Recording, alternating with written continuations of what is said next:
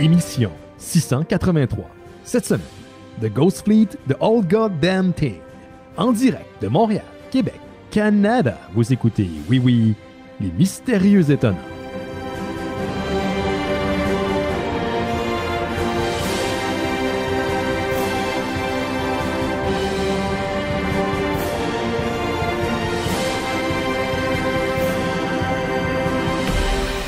Bonjour à toutes et à tous, vous écoutez Les Mystérieux Étonnants, une émission en balado-diffusion consacrée au BD et à l'ensemble de la culture populaire. Benoît Mercier au micro et cette semaine, je suis entouré d'une équipe dont les membres seront bientôt remplacés par des chatbots. Hey! Je voulais faire une sieste. Je vous les présente à l'instant. La première, une fois microchippée, c'est elle qui va contrôler le système de l'intérieur. Marilyn Brisebois est avec nous. Salut Marilyn. Bonjour! Donc, d'accord, je contrôle tout. Oui. Donc, tout le monde est gay, puis Buffy contrôle le monde. Voilà. Tu règles ça, les affaires. C'est réglé. Le deuxième est notre invité cette semaine. Il est, on m'a dit, le roi de tous les Silver Fox, le directeur de la programmation du Comic-Con de Montréal, Cliff Caporal. Salut, Cliff. Non. Oh my God, du daddy humor en partant avec Cliff. Really? Hey, let's do this. Ça y va fort. Do it. Hey, merci, Cliff, d'être avec nous cette semaine. Oui. Laurent Boutin ne peut pas être là parce qu'il a pas reçu son ordi. Parce que ça fait un petit bout de temps qu'il l'a commandé, mais bon, il y a des problèmes d'approvisionnement. Je pense qu'il y a quelque chose qui a causé des répercussions là, dans le monde. En tout cas, mais sinon, Laurent Jake ne pouvait pas être là et Simon non plus, parce que Simon fait des boîtes. Hein? Simon déménage dans à peu près 2 mois à peu près. Donc, on t'a demandé de venir à la rescousse des Mystérieux Étonnants. On a lancé le Cliff Signal de Montréal. Tu l'as vu de la Rive-Sud, puis tu as accouru. Merci beaucoup, Cliff, d'être là cette semaine. Toujours content d'être de vos côtés. Oui, ça se paraît. T'as mis le t-shirt approprié. Un beau petit t-shirt de Spider-Man, j'aime ça.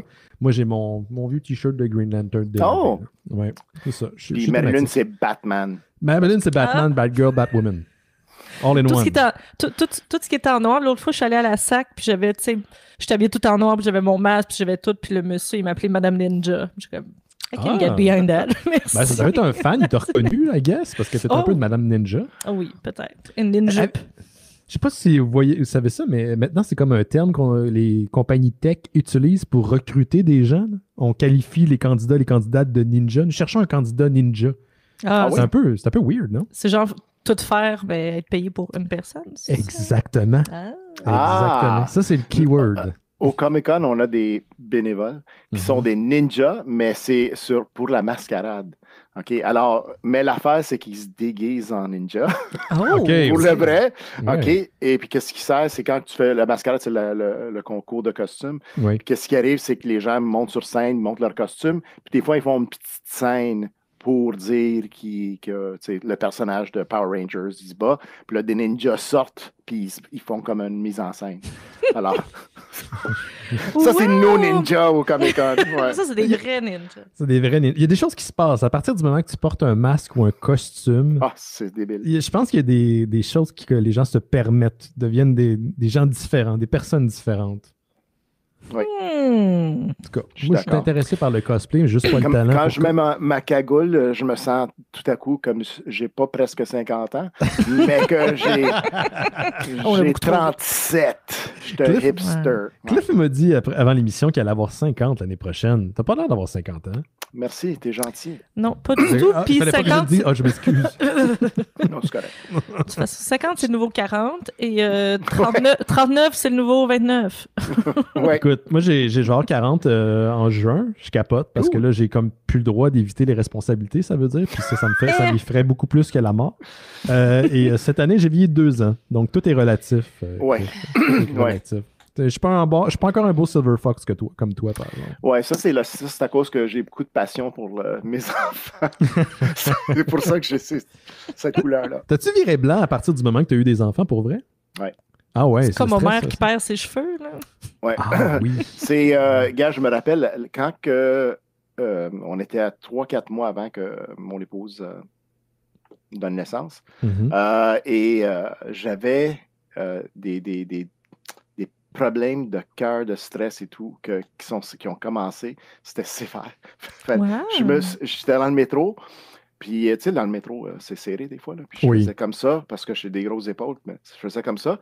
Puis là, j'avais comme des nerfs. Je ne savais pas, ça a pris 3 mois de le savoir. J'avais un paquet de nerfs qui était, à cause de mon stress, qui était pogné ici. Fait que chaque fois que je faisais ça, ça me faisait pass out. Oh my God, tu t'évanouissais. Ouais, pour une couple de secondes. Puis j'étais là, Fait que je suis allé au docteur, puis ils ont fait tous les tests que tu peux imaginer. Là. Puis finalement, ils disent, non, tu as une gang de nerfs ici. Il va falloir que tu t'apportes. Je portais aussi mon sac. En bandoulière, ouais. Ouais, de ce côté-là. Puis il dit, y a-tu qu'un changement dans ta vie? Ouais. Un gros changement. Ça en vient dans 9 mois. Ouais. Ça te fait ça des fois? Puis je pose la question aussi à Marie-Lune. Tu te lèves ou genre t'es en train de servir à manger à ton enfant, puis t'es comme, je suis rendu une maman ou je suis rendu un papa, moi, là. Pour vrai, c'est ça que je suis, là. Faut que je fasse semblant que je sais exactement ce que je pourrais faire. Tous les jours. Pour vrai. Je suis comme, who let that happen? Qui m'a laissé cette responsabilité-là? Il y a quelqu'un qui me fait confiance. Malheureusement, heureusement, il n'y a pas de permis pour être parent. Ouais. Mais je donne tout le temps puis j'ai des amis qui ont un enfant il n'y a pas longtemps, puis moi, je donne tout le temps le même conseil, entre guillemets, c'est si moi, je suis capable, tout le monde est capable. Ouais. Ils sont comme, d'accord, je ne l'ai jamais oublié nulle part. Pour l'instant, hein? Ben là, il peut retrouver son chemin. Il va y avoir toujours des problèmes dans les parents, les enfants ou quoi que ce soit. Mais moi, je trouve que, je suis en train de lire un livre qui s'appelle Factfulness. Puis c'est comme Mindfulness, mais pour les faits.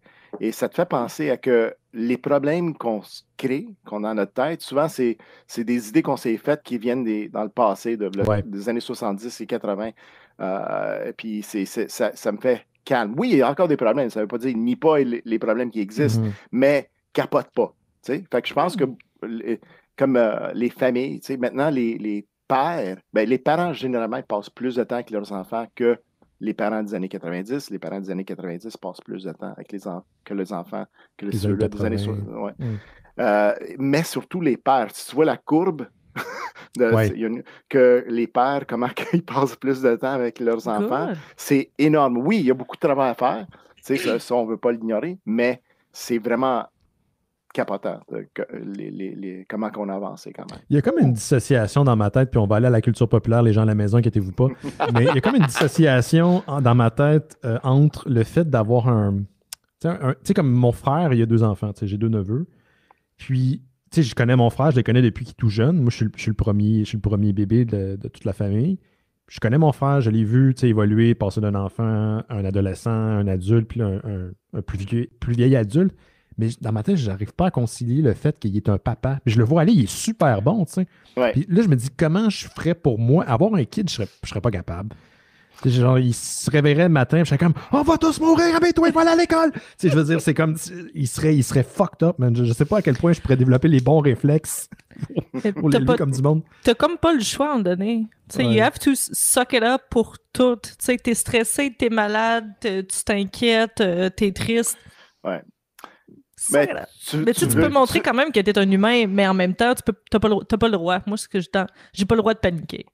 Ouais. Tu veux montrer que j'ai peur. Mais il y a des moments de... J'ai la misère à la job. Imagine avec un kid, je serais pas capable. À job, ça paraît là, que je vais pas faire de politique. Imagine avec un kid. Oh oui, non, tout va bien aller. Je peux t'aider avec ton devoir d'école d'algèbre, c'est sûr.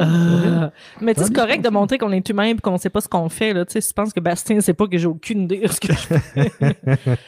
Je voudrais le cacher. Puis c'est de montrer qu'on est, justement, on n'est pas juste des parents puis que personne vient avec un guide. Puis on dirait que ça aide parce que nous autres, on avait l'impression que nos parents had their shit together, puis ça nous met une pression. Oh, mais mes parents, eux autres, étaient capables, puis là, tu te rends compte à notre âge, c'est comme, il n'y avait aucune idée de ce qu'il faisait, il improvisait. Mais en même temps, si tu paniques, ton enfant panique, fait que t'es comme, non, il y a une solution, tout va bien. Ouais. T'allais dire, Cliff? Je dis souvent à mes enfants, ils me demandent des questions, je dis Google it. Oui, on peut faire ça maintenant. Il y a une génération d'enfants qui vont être élevés par... c'est quoi Google Home? Google Home, tu sais. Fait que, oui, la courbe là, des pères qui ont commencé à prendre des tâches familiales, puis la charge mentale a augmenté, puis là, tu vois, là ça va baisser dans les prochaines années. Mais elle demande des questions, puis tu veux pas... avant, tu pouvais l'inventer, ta réponse. Là. Tu dis que ton enfant demande quelque chose. Pourquoi le ciel est bleu? Quelque chose à faire avec le soleil. Tu sais, puis là, tu demandes à Google parce qu'il peut te demander. Là, je sais pas, man, ça, c'est une question vraiment, vraiment. Des questions en anthropologie, pas de problème. Viens me voir. Culture populaire, pas de problème. Mais ce côté-là de science. Est-ce que vos enfants vous ont fact-checké à un moment donné? Est-ce qu'ils ont regardé, genre, comme tu leur dis de quoi, puis finalement, moi, j'ai que ça sur Internet, le barnac, puis là, finalement, ils te reviennent avec l'information? Ma plus petite, elle me... Ben, ça, c'est sa personnalité. La plus petite, là, elle call me out sur plein de choses ou des affaires, mais c'est souvent des choses qu'elle a mal compris que ce qu'on a dit. Puis non. Papa puis maman, on n'invente pas des choses. Là. Fait que, on va se faire comprendre. Mais l'autre est beaucoup plus relax. C'est un esprit critique. Ouais. Did good. Ouais, c'est comme ça, mère. L'autre est comme moi. Everything, what? Quoi? OK, nous. Hey, on va passer à la culture pop. Juste avant de commencer, je veux remercier les gens du Discord parce que les Mystérieux Étonnants, quand vous abonnez au Discord, au Patreon, vous avez accès au Discord qui est un serveur privé. Puis on a une super belle communauté. Puis en fin de semaine, on a eu une succession de quelques jours vraiment cool. Je pense qu'il y a quelques personnes là-dedans, dont moi, qui vit tout seul. Donc, ça vient briser un petit peu la solitude. Puis en fin de semaine, entre autres choses, hier, dimanche, on a écouté le Royal Rumble. Et je ne suis pas un fan de lutte. J'ai manqué ça. Ben oui, la prochaine fois tu viendras, on le fait souvent tous les dimanches. Mais là, c'était le Royal Rumble, c'est un événement particulier. C'était en direct. Puis c'est Gab qui organisait ça, qui est un des membres du Discord. Puis c'était vraiment cool. Moi, j'aime voir les gens quand ils ont une passion à partager. T'sais. Puis à un moment donné, tu commences à faire des liens. Il fait une couple de fois qu'ils nous présentent des soirées et des événements. Et hier, c'était franchement là. Respect aux lutteuses pour lutteurs, là, c'est de l'art, man. C'est comment la fusion de l'art et de l'entertainment. Je pense pas être un fan de lutte comme je suis un fan, mettons, de comics ou, je sais pas moi, de documentaires tueurs en série.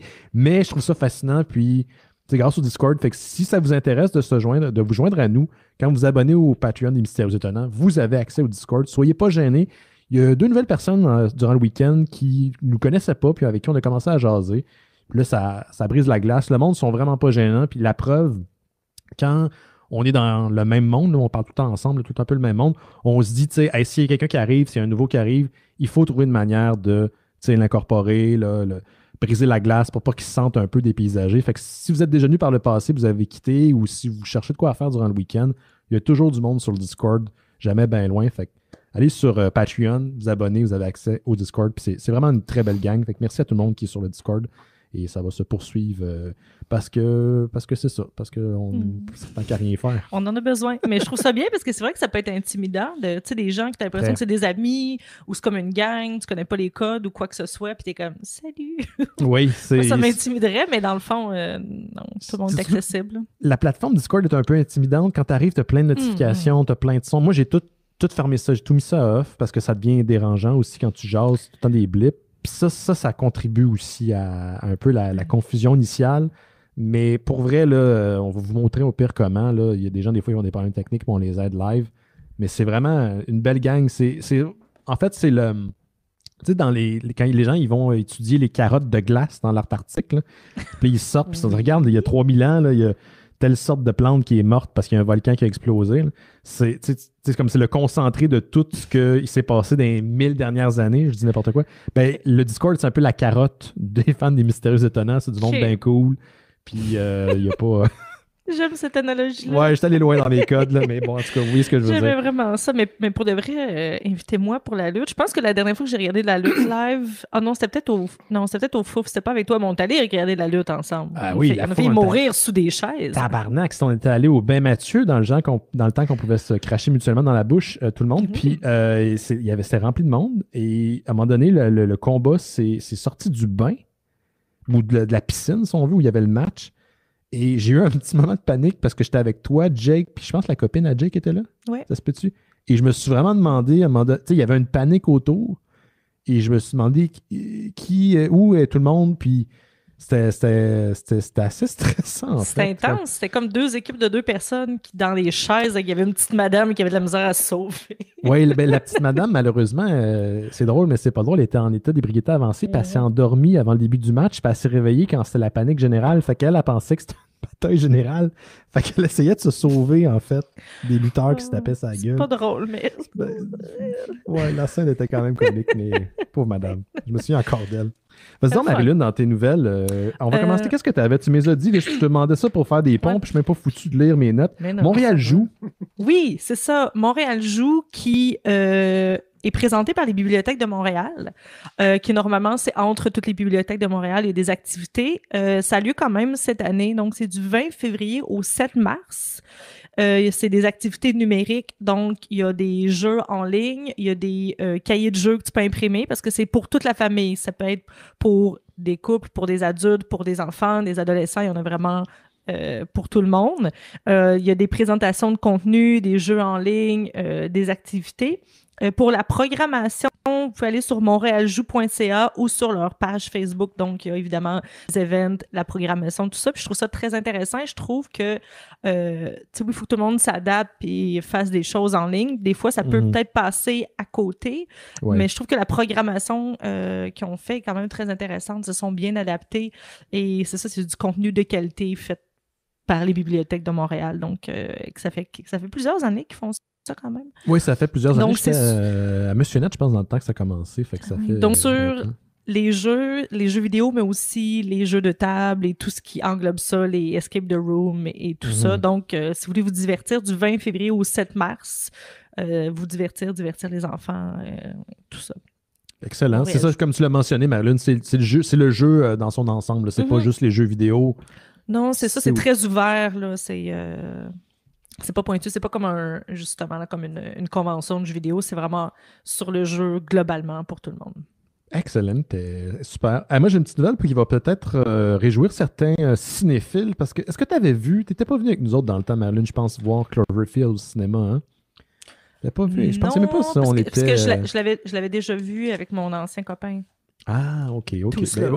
Cloverfield de Matt Reeves, un excellent film de kaiju à la manière fun footage qui avait été produit par Bad Robot, la compagnie de production de J.J. Abrams, en 2008. Donc, ça fait quand même un bon petit bout de temps. Il y a eu des genres de suites non officielles. Donc, ça contient le mot Cloverfield, mais ce n'est pas des suites directes au premier film de kaiju. Donc, on a eu 10 Cloverfield Lane en 2016, qui était vraiment très bon. Puis, le moins bon Cloverfield Paradox, qui est sur Netflix, depuis 2018, c'était sorti la soirée du Super Bowl. Il avait fait l'annonce en direct à la télévision. Puis le soir même, les gens avaient accès au film. On ne sait pas, est-ce que ça fait partie du même univers? Est-ce que c'est juste des petits référents, des clins d'œil entre les films? Ça, on ne le sait pas. Ça n'a jamais été clairement expliqué. Ceci étant dit, il n'y a jamais eu de suite directe du film de 2008, pardon, et on nous l'avait promis. Donc, il y a THR qui rapporte, The Hollywood Reporter, que Paramount Pictures et la compagnie de J.J. Abrams, on parle encore ici de Bad Robot, ont engagé un scénariste britannique du nom de Joe Barton pour écrire la suite du film de Matt Reeves. D'ailleurs, ce qui est intéressant, Joe Barton est en train il est le showrunner, donc la personne en charge du spin-off du film de Batman sur HBO Max. Donc, un genre de Gotham Central, un poste de police qui se passe à Gotham, mais ça sera dans le même univers que le film de Batman qui s'en vient. Joe Barton, c'est le showrunner et il est engagé pour scénariser la suite de Cloverfield, une suite en bonne et due forme. Ça ne sera pas un fan footage, donc on revient à une formule plus classique et Matt Reeves ne sera pas impliqué dans le projet. La seule chose qu'on sait sur le long métrage pour l'instant, c'est qu'il va contenir à la manière des deux autres films des référents, des clins d'œil à des produits, des compagnies qui existent dans les trois autres films, mais ça ne va pas nécessairement connecté, mais ça sera connecté en tout cas au premier film de 2008. J'ai bien hâte de voir ça, j'avais bien aimé Cloverfield. Oui, ça fait quand même longtemps, 2008. Donc, ça fait 13 ans. Ben, c'était vraiment, oui. Oui, mais il était bon. C'est ça, je me suis trompée avec le 2 que je savais voir. Non, ses copains, le 1 était très, très bon. Je pense que c'est mon père qui m'avait dit « Va voir ça » parce que c'était assez nouveau. Et la manière de filmer, mais aussi la manière que ça se termine, la dynamique entre les personnages était différente. Puis c'était... oui, c'est des bébites puis c'est extraterrestre, mais c'était épeurant. Même à mon âge, j'avais peur. Il y a un petit côté terrifiant dans le film. Ouais. C'était bien réalisé. C'est un film, en fait, un film de kaiju qui rendait la chose très humaine comme récit. Des fois, tu vois juste des grosses bébêtes qui tapent des buildings puis t'en oublies que Ben, peut-être que le gars là-dedans, il avait sa collection de comic books qu'il vient de perdre, puis c'est terrible. Non! Mais t'en oublies le côté humain, puis je trouve que Cloverfield, ça ramenait un peu ça, ça ramenait un peu les racines, pas les racines, comment je pourrais dire ça? Ça ramenait le côté humain dans un film de catastrophe. Puis c'est pour ça que j'avais bien aimé.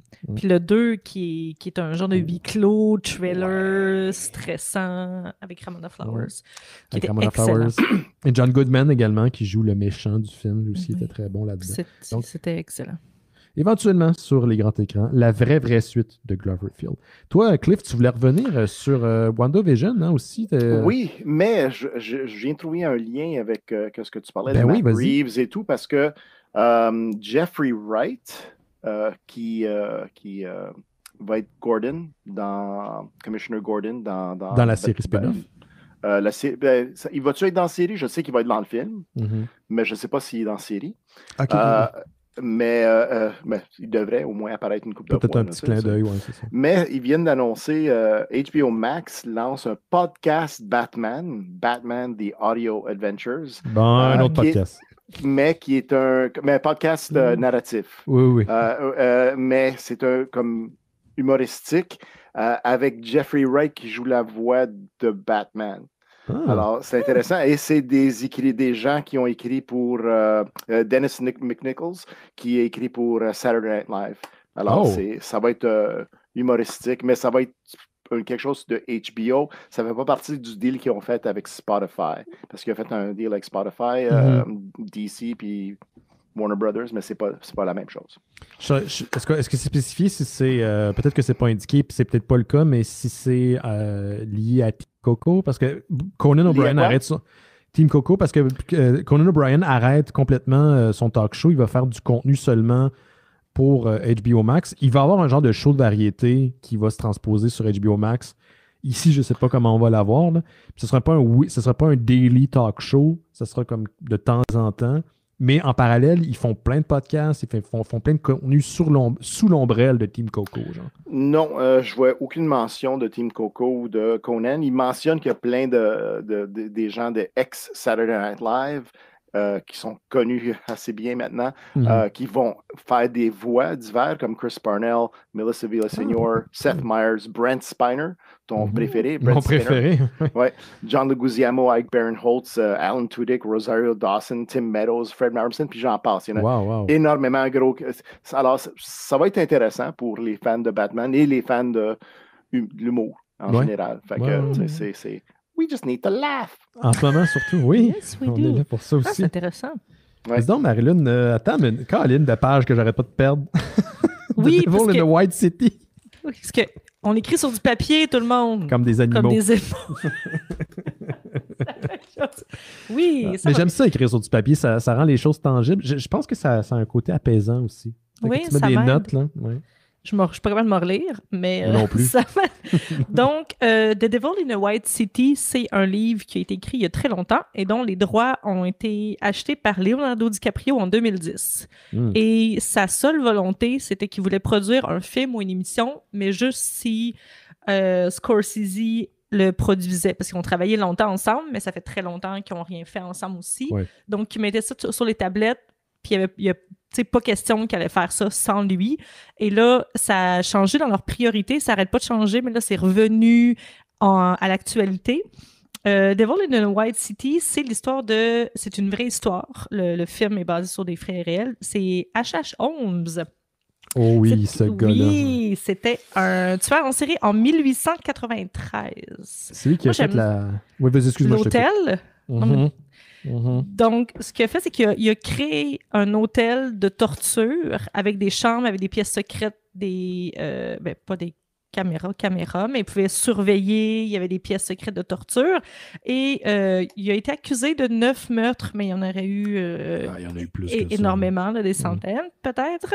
Et c'était pendant le World's Fair à Chicago et il leurrait des touristes ou des gens qui allaient participer. Puis il était comme, venez dans mon hôtel, je vais vous accueillir. Et il tuait les gens. Et il voudrait donc, il y aurait sûrement une série plutôt qu'un film qui sortirait. Et Robert Pattinson est vu pour la personne qui jouerait. Vous googlerez H.H. Holmes. Il a l'air de 1893. Oui, il a une petite moustache, il a un petit chapeau melon. Mais je verrais très bien Robert Pattinson parce que je pense qu'il peut très bien jouer un tueur en série ou un psychopathe assez facilement. Il peut avoir l'air très froid. C'est un très bon acteur, il peut avoir froid, il peut avoir l'air très intelligent, il peut avoir l'air très deep. Fait que oui, c'est une histoire atroce et le livre est pas romancé, mais il est quand même bien structuré, c'est pas juste comme une biographie. Donc, ça serait très intéressant d'avoir un film parce que j'aime beaucoup les trucs de true crime, mais aussi d'époque. On en parle moins parce qu'il y a moins d'informations. C'est vraiment juste par écrit. Tu peux pas lire beaucoup d'articles là-dessus. Mais ça m'intrigue quand même parce qu'on... Tu sais, des fois, on met des raisons pourquoi quelqu'un est un tueur en série, pourquoi quelqu'un devient comme ça, pourquoi on a érigé certains tueurs en série sur un piédestal. Mais il y avait des tueurs en série en 1893 aussi. Il n'y avait pas juste Jack the Ripper ou tout ça. Donc, c'est comme... c'est pas juste des légendes. Il y a une théorie comme Jack the Ripper, il prend toujours le spotlight. Il y en a d'autres tueurs en série. Tasse-toi, Jack. Mais ça a l'air que... c'est une théorie que certains types de monstres qui appartiennent maintenant à la mythologie, comme les vampires, les loups-garous, auraient pu être inspirés par des gens qui étaient des tueurs en série à une certaine époque. On pouvait pas aujourd'hui, malgré la médecine moderne, la psychiatrie, on a du mal à expliquer comment certaines personnes deviennent des tueurs ou des gens qui torturent d'autres personnes. C'est inimaginable. Fait qu'imagine en 1700 ou en 1600, fait que certains meurtres auraient inspiré ces légendes de loups-garous, de créatures qui viennent de la nuit. Puis, parce que la seule explication que quelqu'un peut être si evil que ça, c'est qu'il est possédé ou qu'il est un monstre. Exactement, c'est ça. Puis même, c'est comme on parle encore dans ces termes-là quand on parle de gens qui commettent des meurtres. On les traite de monstres parce qu'on ne peut pas s'identifier à leurs gestes. Tu allais dire, Cliff? J'allais dire, c'est vraiment récent, l'idée d'un tueur en série. C'est vraiment, les 50 dernières années, avec le FBI et la psychologie qui ont mélangé le profilage, le profilage pour comprendre qu'est-ce qui se passe. Fait que oui, je suis d'accord avec toi. Oui, ça se peut que ce qu'on regardait comme surnaturel, c'était peut-être quelque chose comme ça. Puis l'histoire change, puis il volait, il se transformait en chauve-souris. Oui. Mais comment il est rentré dans la pièce? Il y avait un crochet, c'est ça, c'est comme ça. Il y avait un Mais tu sais, c'est une de mes nombreuses déceptions liées à la cancellation de la série Mindhunter, qui est basée sur le livre de... C'est cancellé? Oui, man, je suis désolé, dude.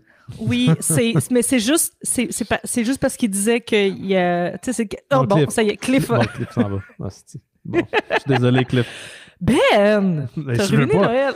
Mais ça fait 2 fois que j'y fais mal, là, aujourd'hui. J'ai dit 2 choses qui ont fait de la peine. Ça fait donc, mais moi, voir Cliff qui a de la peine, fait plus jamais ça, Ben. C'est tellement bon, man! Oui, mais c'est des questions de code d'écoute, puis de... Ouais, je comprends. Puis il disait aussi que c'est une question d'avoir... Ils choisissaient les contrats qu'ils voulaient faire, puis ils n'ont pas le temps de faire tout ce qu'ils veulent faire, les créateurs. Fait qu'ils ont décidé de faire autre chose, mais... Tu parles de David Fincher, finalement, parce que c'est... Ouais. Dans l'histoire, dans la vraie histoire, dans la vraie vie, il y a eu cette réticence à étudier des gens qui étaient incarcérés pour des meurtres horribles. Le FBI aussi vivait dans les traces de Hoover. On avait encore une certaine image comment un agent du FBI, comment le bureau devait se comporter et d'aller jaser, finalement, interviewer ces gens-là, c'était très, très, très mal vu. Fait que cette science-là, elle est récente et j'aurais aimé ça voir dans la série l'évolution des mœurs, l'évolution de la pensée et finalement qu'on les prenne au sérieux. On voit les balbutiements de ce processus-là dans la 2e saison de Mindhunter, mais je pense que ça laisse conclure avec l'arrestation éventuellement de BTK. On n'a même pas pu se rendre là. Fucking Dennis. Lui, puis c'est récent encore, lui, ces gars-là, ça fait pas si longtemps que ça. Là, qu'il est dans arrêté. Le milieu du true crime, tout le monde l'appelle fucking Dennis parce qu'il est gossant. Il s'est fait avoir à cause d'une disquette. Dude! Oui! Parce qu'il a modifié un fichier puis son nom était associé. C'est un criminal mastermind, mais il avait enregistré Word à son nom. Est-ce d'épais? Oui, c'est comme les personnes qui ont été allées prendre le vaccin de COVID au Yukon. Ouais. T'as entendu parler de ça? Non. C'est un couple, des propriétaires d'un casino au Canada. Ils ont décidé d'aller dans une communauté, on dit amérindien. Première Nation. Première Nation, merci. De Première Nation pour avoir leur vaccin de COVID. Puis tu sais comment ils sont fait pogner? Ils disaient, hey, comment qu'on retourne à l'aéroport? J'ai besoin d'une ride. Fait qu'ils ont tout planifié où qu'ils restaient, nanana, tout caché, mais ils n'ont pas planifié leur sortie.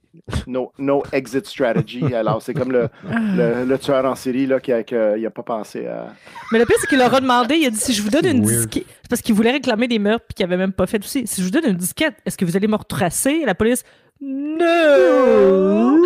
Ils ont été tracés à cause d'une disquette puis une imprimante. C'est vraiment ça. Il leur a demandé, là, non, voyons, maudit. La police, dans ce moment-là, est vraiment incarnée par le gif de Homer qui recule dans les buissons.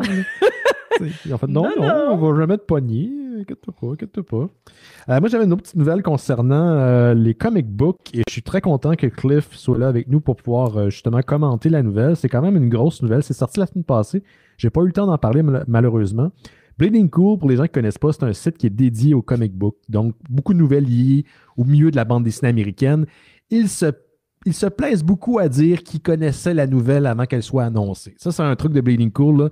When we said it like 4 months ago, ils n'arrêtent pas de se flatter dans le dos. Là. Ils s'aiment beaucoup, mais reste qu'ils ont des très bonnes sources. C'est rare qu'ils se le trompent. Et là, on a appris récemment par Bleeding Cool, que Brian Michael Bendis, qui est un scénariste important de la BD américaine, spécialement la BD de super-héros, n'est plus un exclusif pour DC Comics. Qu'est-ce que ça veut dire exactement? Quand vous travaillez pour un éditeur américain et que vous êtes une grande vedette du milieu, vous pouvez signer un contrat d'exclusivité. Ça vous garantit un certain montant sur les pages que vous allez livrer. Vous avez des avantages sociaux, mais vous ne pouvez pas travailler pour un autre éditeur. Donc, si vous êtes exclusif d'ici, vous ne pouvez pas travailler pour Marvel, vous ne pouvez pas travailler chez Image. Je me demande même si vous pouvez publier un self-owned title, une BD qui vous appartient. Ça, je ne suis pas certain.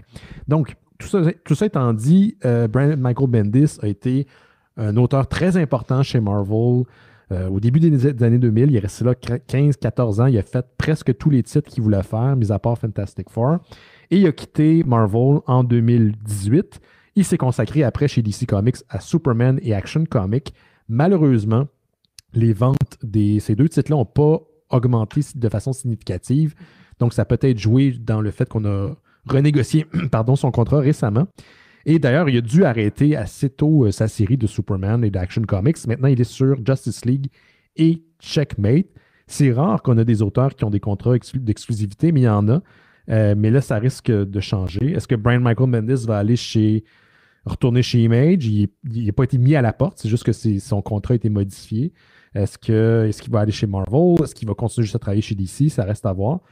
Tout en penses quoi, Cliff? Parce que tu connais un peu Brian Michael Bendis. Je sais que tu l'as déjà invité au Comic-Con de Montréal à quelques reprises, mais il fait pas les conventions. C'est ça l'affaire. Il en fait plus. Il dit qu'il en fait plus. Puis, mais il est toujours poli.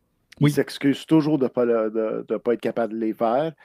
Il apprécie toujours, mais malheureusement, non. Moi comme auteur, il y a des gens que c'est comme n'importe quel auteur, il y a une certaine voix que les gens aiment ou n'aiment pas.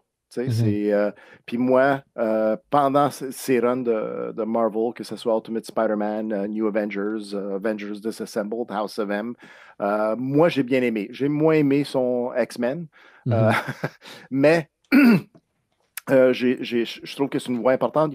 Il a apporté beaucoup de nouvelles idées, même si c'est Mark Miller qui reçoit le crédit de Civil War. C'est quand même, il fait partie un groupe d'auteurs de cette période-là, de 2008 à 2014, que c'était comme ils ont influencé. 2018. Ouais, 2018. Ouais, mais il est resté jusqu'à 2018, mais je veux dire, la grosse influence de la direction de Marvel, c'était lui, Mark Miller, puis Jason Aaron, puis ils ont comme emmené Marvel dans une certaine direction, que c'était cohésif, ouais.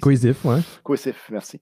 Alors oui, je suis content qu'il va retourner un petit peu à faire ses autres choses, parce que il y a quand même une voie pour écrire des histoires de crimes. C'est là où il a commencé. Fait que moi, je pense qu'il va pas nécessairement retourner à Image, mais faire comme tout le monde fait à Image, faire un pitch, puis si le publisher il dit « Yeah, let's do it », un livre va sortir. Mais je me pose la question, tu sais, je sais que ça c'est très pointu, mais Brian Michael Bendis a publié chez Image Powers dans le temps. Quand il est passé chez Marvel, il a amené son titre avec lui dans une étiquette qui, je pense, ça n'existe même plus chez Marvel.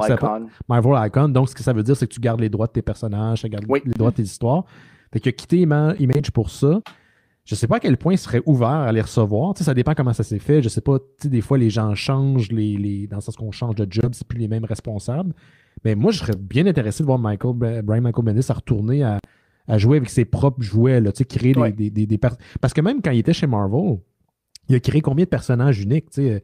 Riri Williams, c'est lui. Miles Morales, c'est lui. Tu sais, il a amené des idées nouvelles. Tu sais, il a beaucoup poussé pour la diversité en comic book. On peut dire que ça n'a pas fonctionné, puis c'est vrai que malheureusement, au niveau des ventes, ça ne s'est pas reflété, mais il a introduit ces nouveaux personnages-là que les jeunes aujourd'hui, on les connaît. Là. Moi, mon neveu me parle de Miles Morales. Oui, Peter Parker, mais c'est Miles Morales, le jeune cool là, qui tripe dessus. T'sais. Puis lui-même vient d'une famille, une famille multiculturelle. Il en parle beaucoup dans ses histoires, puis c'est important pour lui. Mais j'ai hâte de voir ce qu'il va faire. Peut-être qu'il va finir par rester chez DC, mais si pour développer ses propres propriétés intellectuelles, je serais très curieux de voir ça. Très, très curieux. Il me semble qu'il y a un problème technique avec notre vidéo. Ah, ben ça se peut que non. Non, mais écoute, ça se peut très bien que sur Facebook, ça coupe. Ça se peut très bien, non, mais écoute, ça marche. Ouais. OK. Mais écoute, ça fait partie des joies du live, malheureusement. En autant que ça enregistre, je vous le dis pour les gens à la maison, le show va tout le temps rester, pour l'instant, dédié audio principalement. C'est juste la manière qu'on l'enregistre puis on le diffuse le lundi. On le fait par les voix du vidéo, mais c'est toujours principalement de l'audio, le contenu final des mystérieux. C'est ça qu'on vise. Si l'audio fonctionne, on est correct. C'est tout ça qu'on... c'est ça que j'avais à dire sur Brian Michael Bendis. Moi, j'ajoute que cette semaine, on a noté dans les crédits de WandaVision à la fin, pas les post-credits, il n'y a pas de surprise post-credit dans la série télé. Alors, une série télé, WandaVision, qui met en valeur, en vedette, c'est Scarlet Witch, Wanda Maximoff et Vision, Mr. Vision, de les films des Avengers et tout. Et Brian Michael Bendis a écrit l'histoire de Avengers Disassembled, qui est l'histoire qui mène à la création de House of M. Et il a aussi participé grandement dans House of M, où c'est le monde qu'on découvre altéré que Wanda crée dans tous ses amis. Ils ont leur meilleur vœu. il existe. Alors, son père, Magneto, dans le temps, c'était son père. Là, c'est plus son père. Magneto, c'est compliqué. Magneto, c'est le roi du monde et tout.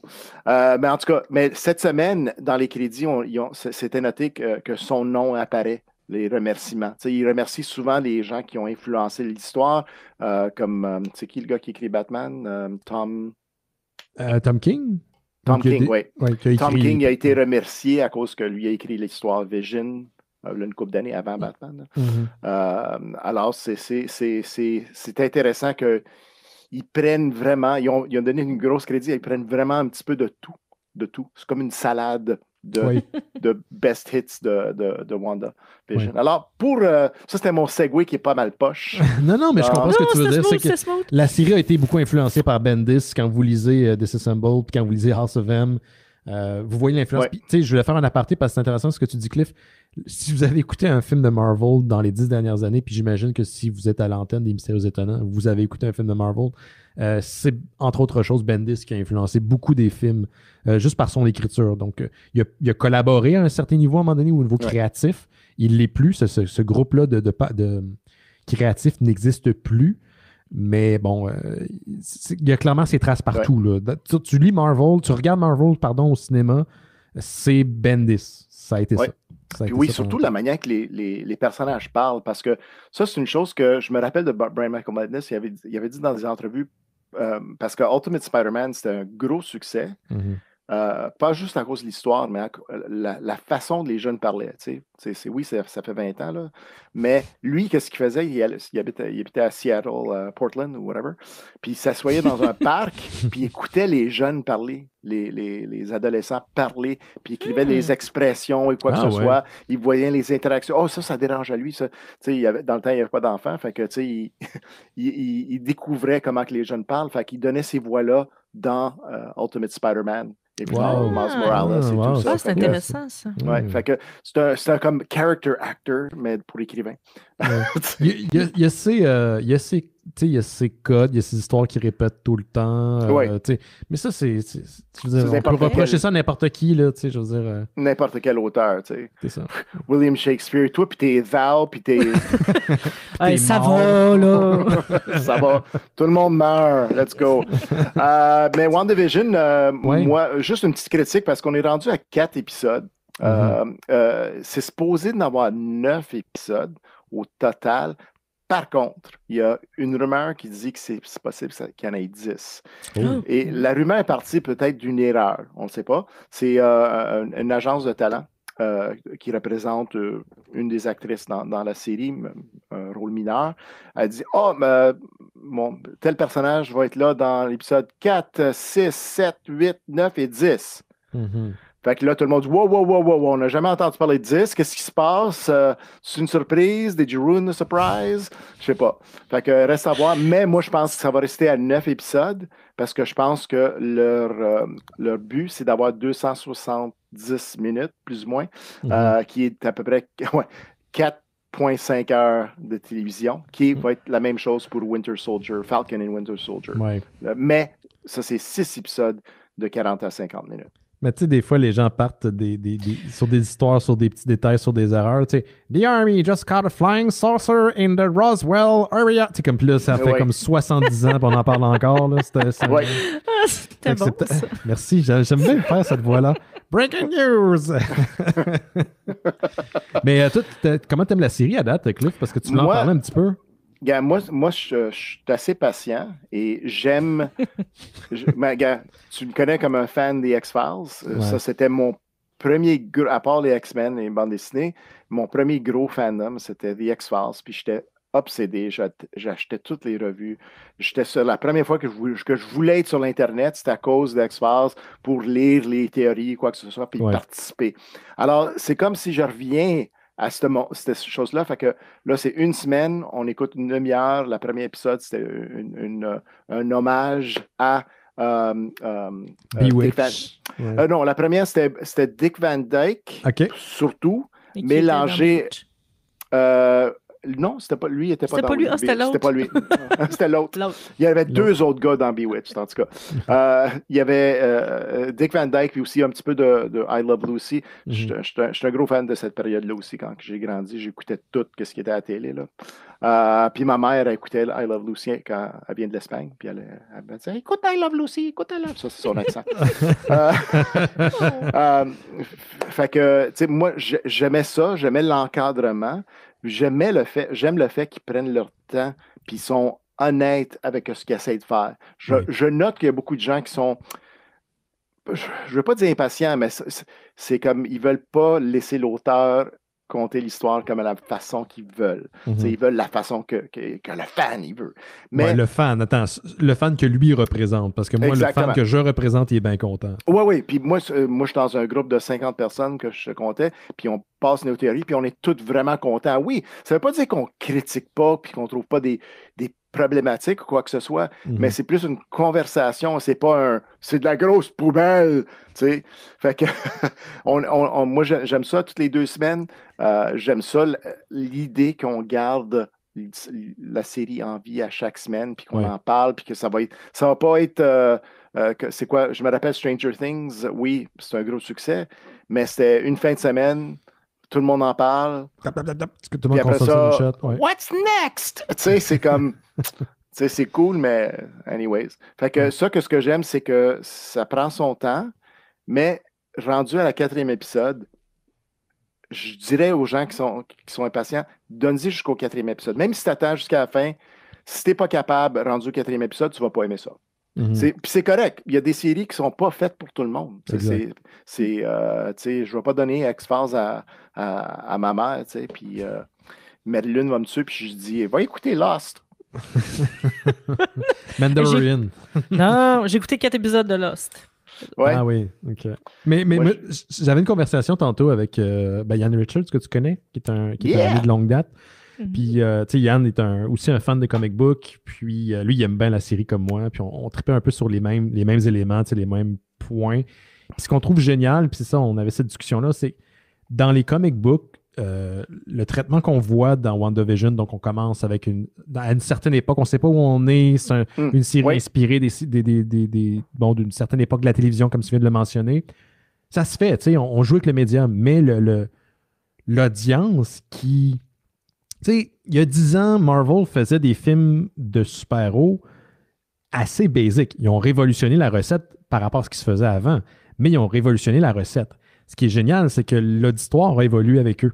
Et là, ils peuvent faire des projets un peu plus champ-gauche, comme Thor Ragnarok, comme WandaVision, où c'est un petit peu plus loufoque, où c'est un petit peu éclaté comme idée. Puis ça, c'est typiquement comic bookien. WandaVision, ce serait une très bonne série de Bendis ou qu'importe, de Matt Fraction que tu lis en bande dessinée. Puis c'est fucked up au début, tu sais pas où t'es. Mais les gens, en général, ne savent pas. Ils s'imaginent que les super-héros, c'est juste du pif-paf-pouf comme les premiers Marvel, puis ça a tout le temps été ça, puis ça a juste été ça. Mais quand tu lis du comic book, tu sais, du côté que ce soit Marvel ou DC, c'est pas forcément juste ça. Il y en a, mais c'est pas juste ça. Fait que l'audience a un peu rattrapé celle de celui du comic où on se permet de jouer avec les codes. Quand ton public connaît tes codes, là, tu peux jouer avec. Il faut que tu les établisses avant. Puis je trouve que c'est là où est-ce qu'on est rendu dans la télé, tu sais. On en parlait il y a 15 ans que l'émission, on se disait, à partir du moment que ça va être établi, là, les films de super-héros, ce qui s'en vient après, c'est les What If. Puis on va avoir une série What If en animation qui s'en vient. Fait que c'est génial, ça. C'est d'éclater les idées puis de jouer avec. Moi, j'adore ça. J'adore ça que ça vient concret au petit écran. Je trouve ça le fun. Puis je trouve que c'est important qu'ils fassent ça parce que si tu ne te réinventes pas, si tu utilises la même formule, tu vas mourir, tu vas tuer ton audience. Les gens, ils vont pas dire « Ah, I saw it already. Il reçoit les pouvoirs, il sauve le monde. Yeah. » Mais... Sounds like us. Mais ce que je trouve, c'est si tu es un fan fini de Marvel Cinematic Universe, tu sais, tout l'univers, cette série est parfaite parce que ça touche vraiment à tout. Puis si tu es un fan de BT, tu vas trouver plein de Easter eggs. Là. C'est rempli. Déjà, la deuxième épisode, je ne sais pas si c'est un Easter egg que tu jettes, parce qu'il y en a plein de petits « Ah, c'est cute! » mais où c'est quelque chose qui va être révélé plus tard. Je ne sais pas si tu as vu l'animation de Bewitched, style Bewitched au début. WandaVision. Anyway. Il y a une scène où que Vision descend dans le plancher, puis tu vois, entre les planchers, il y a le casque de Grim Reaper. Oh shit, ok, ouais. Dans l'histoire de Vision de Tom King, ok, spoiler. C'est sorti il y a 2 ans. Là. Ouais, plus que 2 ans maintenant. Ouais. Vision crée une famille de androïdes. Puis Grim Reaper s'en vient essayer de tuer la famille parce qu'il y a Vision. Parce que Vision, dans la bande dessinée, c'est les mémoires, le cerveau de Simon Williams, le frère à Grim Reaper. Fait que, il vient tuer la famille, mais la famille se protège. La mère tue Grim Reaper et l'enterre, mais tu ne sais pas ça jusqu'à la fin. OK? Fait que dans la série, tu vois qu'ils font référence à cette bande dessinée-là, qui est super le fun. Mais là, je me demande, est-ce qu'ils vont toucher à ça? Parce que Grim Reaper, c'est vraiment central à l'histoire dans la bande dessinée de Vision. Okay, tandis que là, on ne semble pas aller dans cette direction-là nécessairement. Ça. Mais on ne sait pas. Je sais avec Vision, oui, on a découvert dans la 4e épisode que c'est... Il faut faire attention, les gens écoutent pas tous. Oui, c'est ça. Il y a du monde sur le Discord aussi qui nous disait qu'il n'avait pas écouté encore. Marilyn n'a pas écouté. Parce que je vais juste dire, c'est pas un spoiler, mais j'avais juste une théorie. Pendant un bout, je me tiens plus à cette théorie-là, mais j'espérais que peut-être que ce qu'il avait fait, c'est prendre le corps de Human Torch des années 40, mettre les mémoires de Simon Williams, qui existe dans ce monde-là, qui était supposé d'être joué par Nathan Fillion. T'as vu les posters? Non. Ils ont fait des posters Guardians of the Galaxy avec Nathan Fillion dans le rôle de Simon Williams, mais ça n'a jamais passé dans le film. God damn it! Puis il y a un poster, cherche-le après, il y a un poster de Nathan Fillion dans le film Stark, qui est comme, c'est qui le gars de Apple? Steve Jobs. Steve Jobs, c'est comme le Steve Jobs en noir et blanc, le poster, mais Tony Stark, puis c'est Nathan Fillion qui joue Simon Williams, qui joue Tony Stark. Ok, là, t'es vraiment dans le granulaire. Là. Ouais, c'est ça. Je suis vraiment dans le granulaire.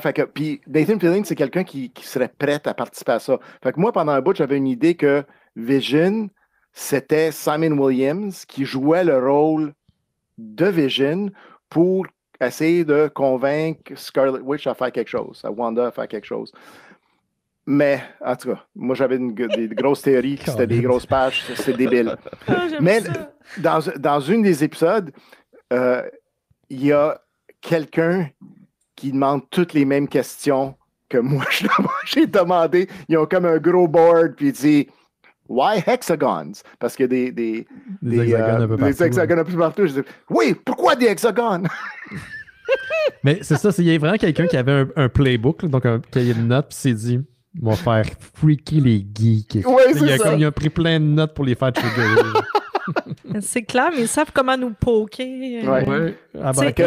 Et du fan service, et du se poser des questions, et nous poker pour que tout le monde réagisse. Good job. C'était du fan service, mais émotionnel, tu sais, qui tu te sens que c'est pas du... on va juste mettre ça, juste faire une référence, c'est cool. Ils ont trouvé vraiment la bonne équilibre. Puis ça, je dois leur donner entre réussir à faire plaisir aux fans, qui, on le se dit, n'est pas une grande base. Là, si tu prends juste les lecteurs de comics aux États-Unis, c'est très, très, très marginal. C'est pas une grosse business. Là.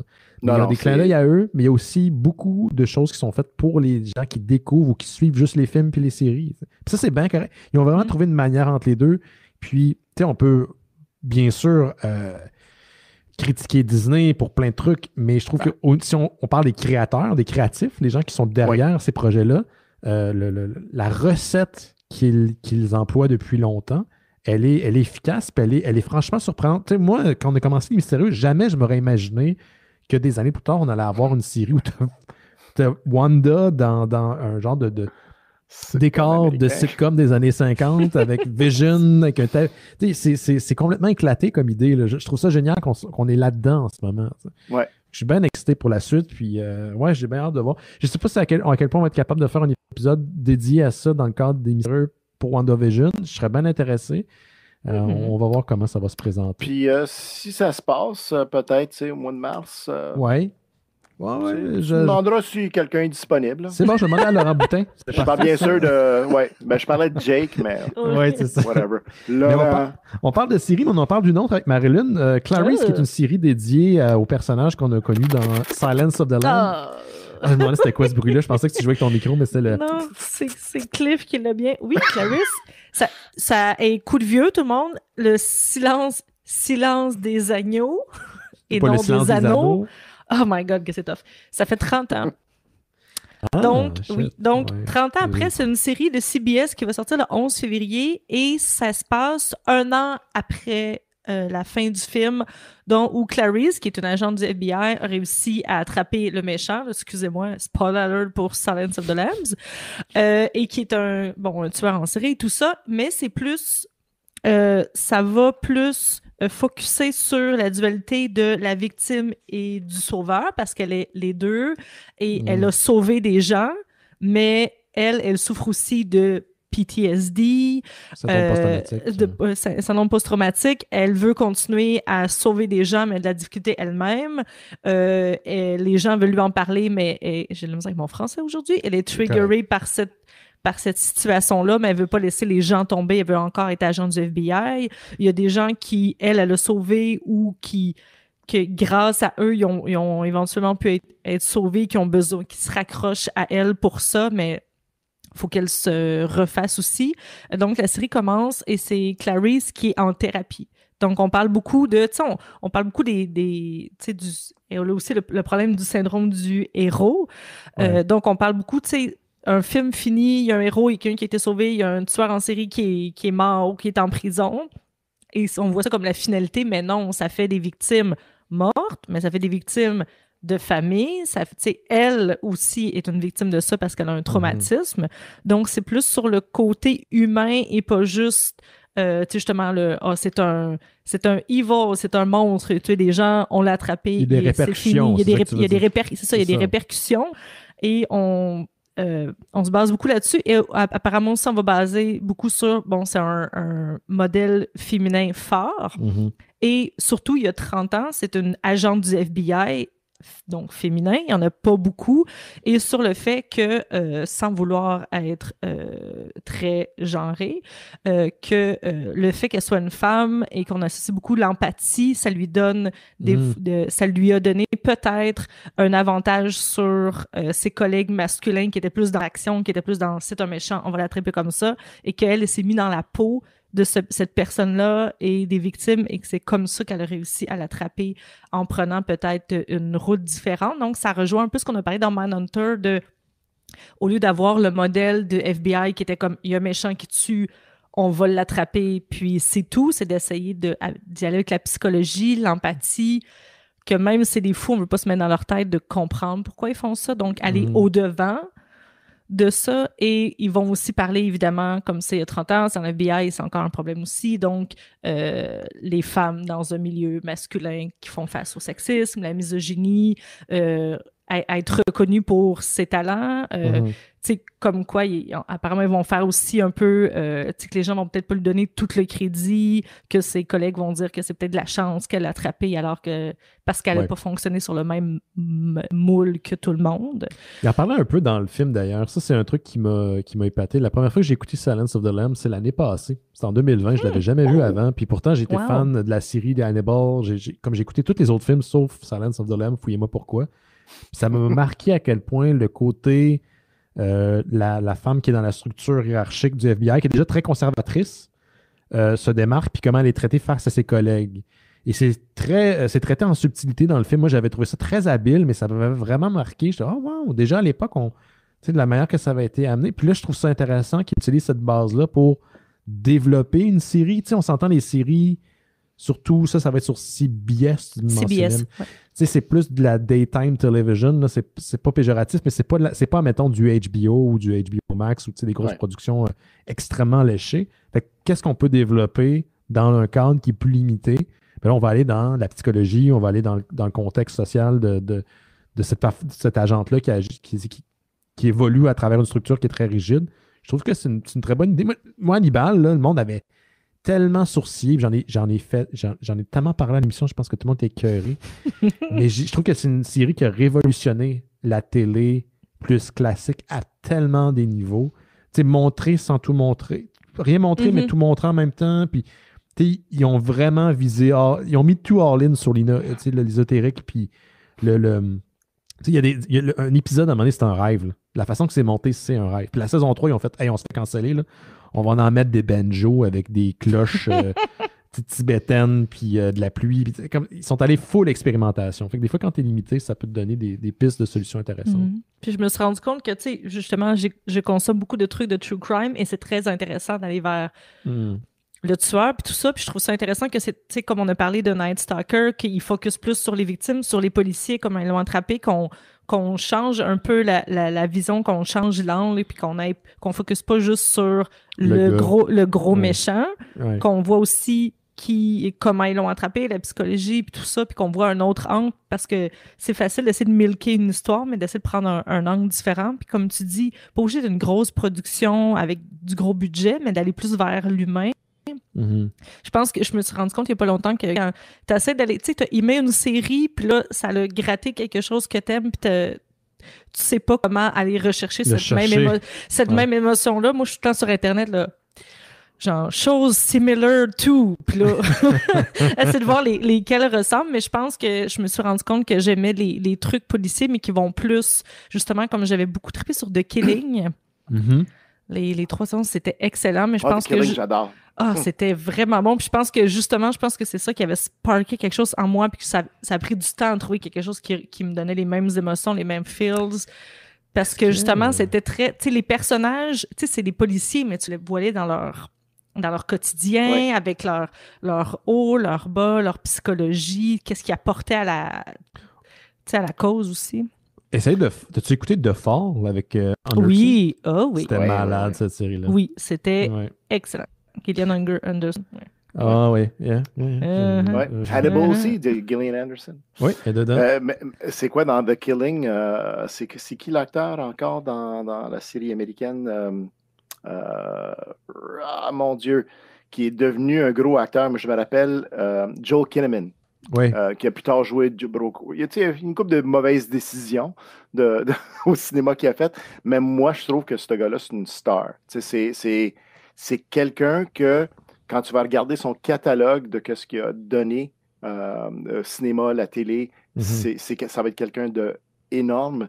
Parce que moi, je pensais vraiment qu'il était américain. Loser. Je ne sais pas si tu te rappelles dans The Killing, il était I'm a drug addict, life sucks. Moi, il faisait un peu penser à, c'est Jesse dans Breaking Bad? Oui, un petit peu de Jesse, mais policier. Puis là, je l'ai vu dans une série. Non, je l'ai vu dans un film danois. Puis là, je l'entends parler danois, puis il est vraiment beaucoup plus tough. Wow! OK, ça, c'est le même gars qui a joué ce rôle-là. C'est vraiment, il se fond dans ses rôles. C'est débile. C'est bon, ça. Tandis qu'il y a d'autres acteurs qui peuvent être bons, mais que tu as l'impression tout le temps de voir le même personnage. Tom Cruise, c'est tout le temps Tom Cruise. Je l'aiderais ça, Tom Cruise. À part quand il est habillé dans un fat suit dans Tropic Thunder, tu n'as pas l'impression que c'est une autre personne. Il y a quand même des bons rôles. Magnolia, c'est très bon, ou quoi que ce soit. Mais oui, tu as raison. Tom Cruise, t'oublies pas que c'est Tom Cruise. Ouais. J'avais un truc pour toi, Marilyn, si tu es intéressée. Je pense que j'en ai déjà parlé à l'émission, mais toi qui es une friande de films, pas de films d'horreur, mais de films de tueurs en série, ou de séries de tueurs en série, la chaîne sur YouTube Jimmy Can't Swim, je pense que j'ai déjà mentionné, c'est un dude qui va faire des analyses de vidéos d'interrogation. Donc, c'est des vidéos qui sont accessibles au public. Et c'est très aride. Le gars est très aride. Moi, c'est exactement ce que je veux. Là. Ces épisodes sont entre 45 minutes puis 1h30. Là. Ça donne une idée. Ça va sortir peut-être un par mois ou à chaque 2 mois, mais il fait des analyses vraiment intéressantes, des observations intéressantes.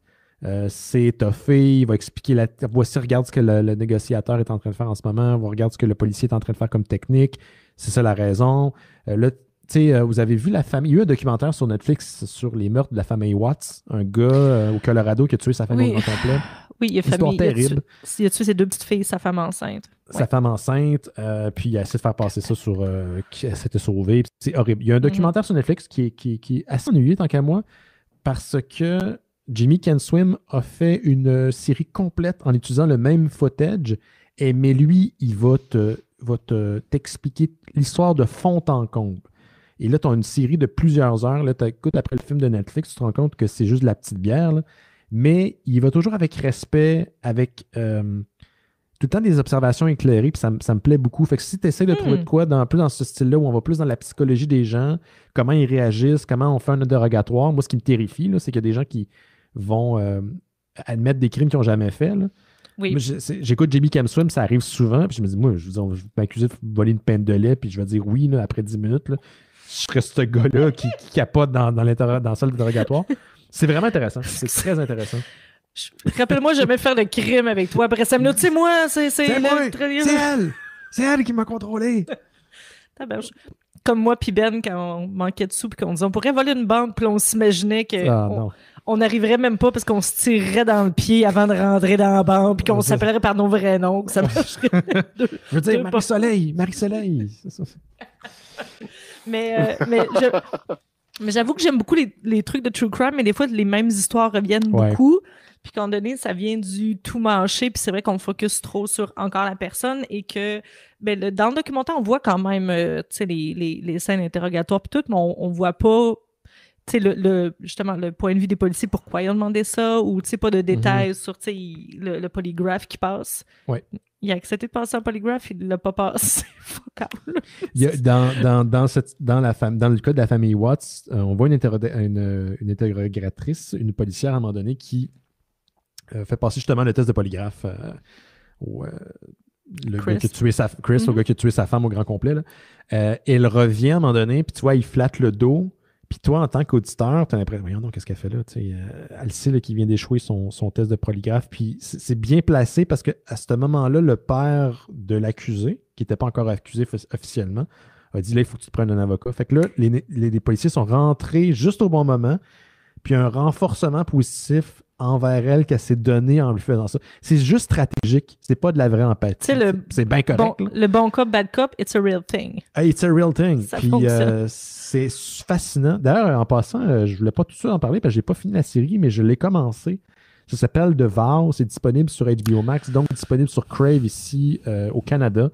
C'est une série qui suit une organisation secrète au sein d'un culte moderne qui, l'expression, c'est brander des femmes. Donc, on allait les cicatriser avec un symbole. Et bon, cette organisation-là opérait sous le couvert de vouloir rendre les gens mieux et plus optimales dans leur vie. Et comme n'importe quel... C'est un culte. C'est un culte qui était moderne. Et c'est le culte qui était Nexium. La fameuse actrice là, de Smallville, Alison Mack, c'est ce putain de culte-là. Et c'est fascinant parce que le premier épisode des 9, c'est une série de 9 épisodes. T'as presque le goût d'y aller. T'es comme, voyons, c'est donc intéressant ce qu'on a réussi à accomplir. Tu sais, non, Ben! Mais non, moi je ne veux pas l'écouter à cause que, comme je l'ai rencontré, là, c'est... Tu l'as rencontré à Alison Mack, c'est vrai. Ouais. My God. Wow, c'est ta perception différente. C'est comme tu veux pas plus savoir rien de ça. Parce que tu étais proche de quelqu'un. Ah, c'est creepy. Ah ouais. C'est vrai, toi, tu as un lien direct, ça veut dire, avec cette personne-là. Direct, c'était interaction business, là, mais... Sure, mais quand même. Mais c'est quand même creepy. C'est très creepy. En tout cas, tout ça pour dire que la série, peut-être pas pour Cliff, mais pour Marilyn, ça pourrait être intéressant. The Vow, ils ont sorti aussi une série qui s'appelle Seduced sur Stars, qui est sur le même culte. Et il y a un podcast aussi qui s'appelle Escaping... comment est-ce qu'on prononce? Nexium. Ouais. Donc, c'est CBC Podcast qui a fait Escaping Nexium. Et il y a beaucoup d'épisodes. Il y en a beaucoup. En fait, c'est qu'à un moment donné, il y a une femme qui s'est décidée à en parler puis qui s'est fâchée. Elle était mariée avec un homme qui était aussi dans le culte. On la voit dans la série. Puis elle dit, tu fais ce que tu veux, moi je sors d'ici, je suis plus capable. Et il y a d'autres femmes qui ont embarqué finalement, mais ça a été compliqué, ça a été long, et c'était évidemment un truc de secte sexuelle, mais aussi pour prendre de l'argent, et c'était... Il y a l'intérêt... Oui, Cliff. Qu'est-ce que tu as à dire, Cliff? J'ai une autre histoire bizarre. Ah oui? Yes. OK, fait que j'ai déménagé à ma maison ici, là, ça fait 11 ans. 10-11 ans, je ne me rappelle plus. Mais on a eu un très bon deal. OK? La maison était en vente pendant longtemps, puis j'ai négocié parce qu'on était pauvres. Fait que j'ai négocié bas. OK? Le gars, il n'y avait pas de meubles dans la maison, il y avait 2 enfants ou quoi que ce soit. Il y a des petits policiers en forme de personnes à terre, mais c'était juste ça. Non, c'était pas ça. Mais il dit c'est à cause qu'il a trouvé une job aux États-Unis. C'est une famille québécoise, puis il avait trouvé une job aux États-Unis comme plombier. Puis il allait partir là, vite. 5 ans plus tard, OK, je reçois un appel. J'étais à Québec, au Comic-Con de Québec. Je reçois un appel de mon épouse qu'elle venait de recevoir le téléphone du frère du gars qui habitait ici. Fait que finalement, il était parti aux États-Unis pour se joindre à un culte. Oh! OK. Puis il voulait, c'est quoi? Il avait sorti les enfants, son frère, il avait sorti les enfants, ses neveux, du culte, les faire revenir au Canada. Puis il était en train de les déprogrammer. Il était, c'était severe psychological trauma, tu sais. Je ne sais pas à quel niveau, puis je ne voulais pas savoir non plus. Là. Puis là, fait que là, après ça, mon deal là, de la maison, je me sentais, je dis, là, c'est comme si j'ai participé à ce culte-là. Mais non! Mais non. Cliff, arrête d'aider les gens dans les cultes! J'ai des problèmes. Je mentionnais un truc parce que j'allais le mentionner, puis Nick, que je vois dans le chat, vient de le souligner. Ce qui est intéressant de la série de Vow, c'est qu'une des personnes qui participe au documentaire, c'est l'ancien documentariste de la secte. Donc, tous les appels téléphoniques qu'il y a eu avec les leaders et avec d'autres membres. Il les a documentés, il les a enregistrés. Il y a du stock footage en masse de leur session, que ce soit du début des années 2000 jusqu'à peu près au moment où ils quittent. Donc, le documentaire est monté avec ces séquences-là, plus le travail des nouveaux réalisateurs qui, eux, vont englober le tout, qui ont fait la recherche puis qui font 9 épisodes. C'est vraiment génial. Allez écouter ça si vous êtes fasciné par les cultes. C'est par où? C'est où, The Vow? C'est sur HBO Crave? Max, donc Crave ici au Canada. Malheureusement, c'est la version de Crave qui te fait juste te rappeler que si tu payes plus, tu aurais plus. Donc, il faut que tu ailles l'abonnement supplémentaire. C'est celle-là qu'il faut avoir pour avoir... Ils ont annoncé officiellement que Justice League Extended Version with more explosions va être sur Crave. Ouais, ben tu me tends la perche, Cliff, puis justement, c'était ma nouvelle nouvelle, ma prochaine nouvelle, mais c'est bien correct. On va arrêter de parler de tueurs en série puis de culte. Ce sera le prochain podcast de Marilyn et moi. Let's talk about Batman. I want to talk about Batman.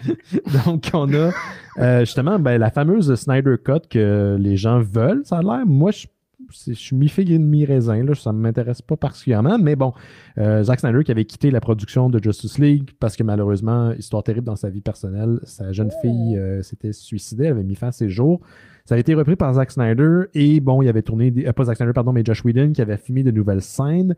Ça a été incorporé dans un nouveau film. Ça n'a pas fait l'unanimité. Moi, je n'étais pas un grand fan de Justice League. Mais il y a des gens qui se sont demandé depuis cette période-là à quoi ressemblait le film que Zack Snyder voulait réaliser.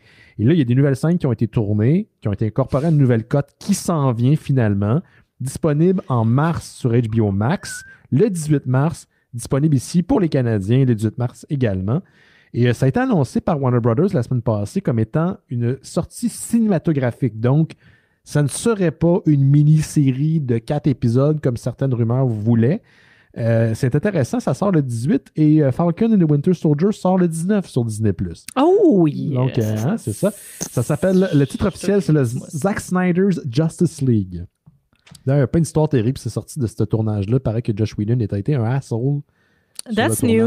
Ouais, on apprend ça dans les dernières, qui n'était pas quelqu'un de très commode, Monsieur Whedon. Sinon, je vais continuer dans les petites nouvelles que j'avais, parce que Cliff est là. Et Cliff est un grand amateur des X-Men. On avait parlé avec Cliff à l'épisode 632 de la série de Jonathan Hickman, House of X, Power of X, qui avait chamboulé un peu le statu quo des X-Men du côté de Marvel Comics. Excellent volume, si ça vous intéresse. C'est dense, mais maudit que c'est bon. Et maintenant que il y a un nouveau statu quo qui a été établi dans cette série-là, les X-Men ont fondé une nation. Et là, je vais être très geek, attention. La nation de Krakoa, donc c'est une nation où tous les mutants de la planète peuvent se retrouver. Et dans l'univers des comic books, les civils, les gens votent pour qui va faire partie des X-Men. Et ça sera aussi l'occasion qu'on donne aux lecteurs des X-Men. Vous pouvez voter pour le prochain ou le dernier membre de l'équipe à se rajouter à la team, à la prochaine team. Donc, vous avez jusqu'à demain, le 2 février, si vous voulez voter sur marvel.com characters X-Men vote. Vous pouvez choisir entre Armor, Banshee, Boom Boom, Cannonball, Forge, Marrow, Polaris, Strong Guy, Sunspot et Tempo. C'est pas la première fois, là, cette gimmick-là, on fait souvent voter les gens là, pour... c'est le cas à savoir si le Robin de... Comment il s'appelle? Jason Todd allait mourir ou pas. On fait ça de temps en temps. Mais c'est une petite gimmick que Marvel Comics a sorti pour le nouveau line-up de team des X-Men. Moi, j'aime bien Banshee. Je le trouve cool. Forge, je veux pas le voir. C'est plus le dude qui est dans les X-Force puis les X-Factor puis ces shit-là. Toi, Cliff, ça serait quoi? C'était qui les derniers que tu as mentionnés? Boom Boom, Cannonball, Forge, Marrow, Polaris, qui est assez fort, Strong Guy, Sunspot et Tempo. Sunspot, je trouve que à cause qu'il est super arrogant, oui. Il cause beaucoup de friction avec les personnes.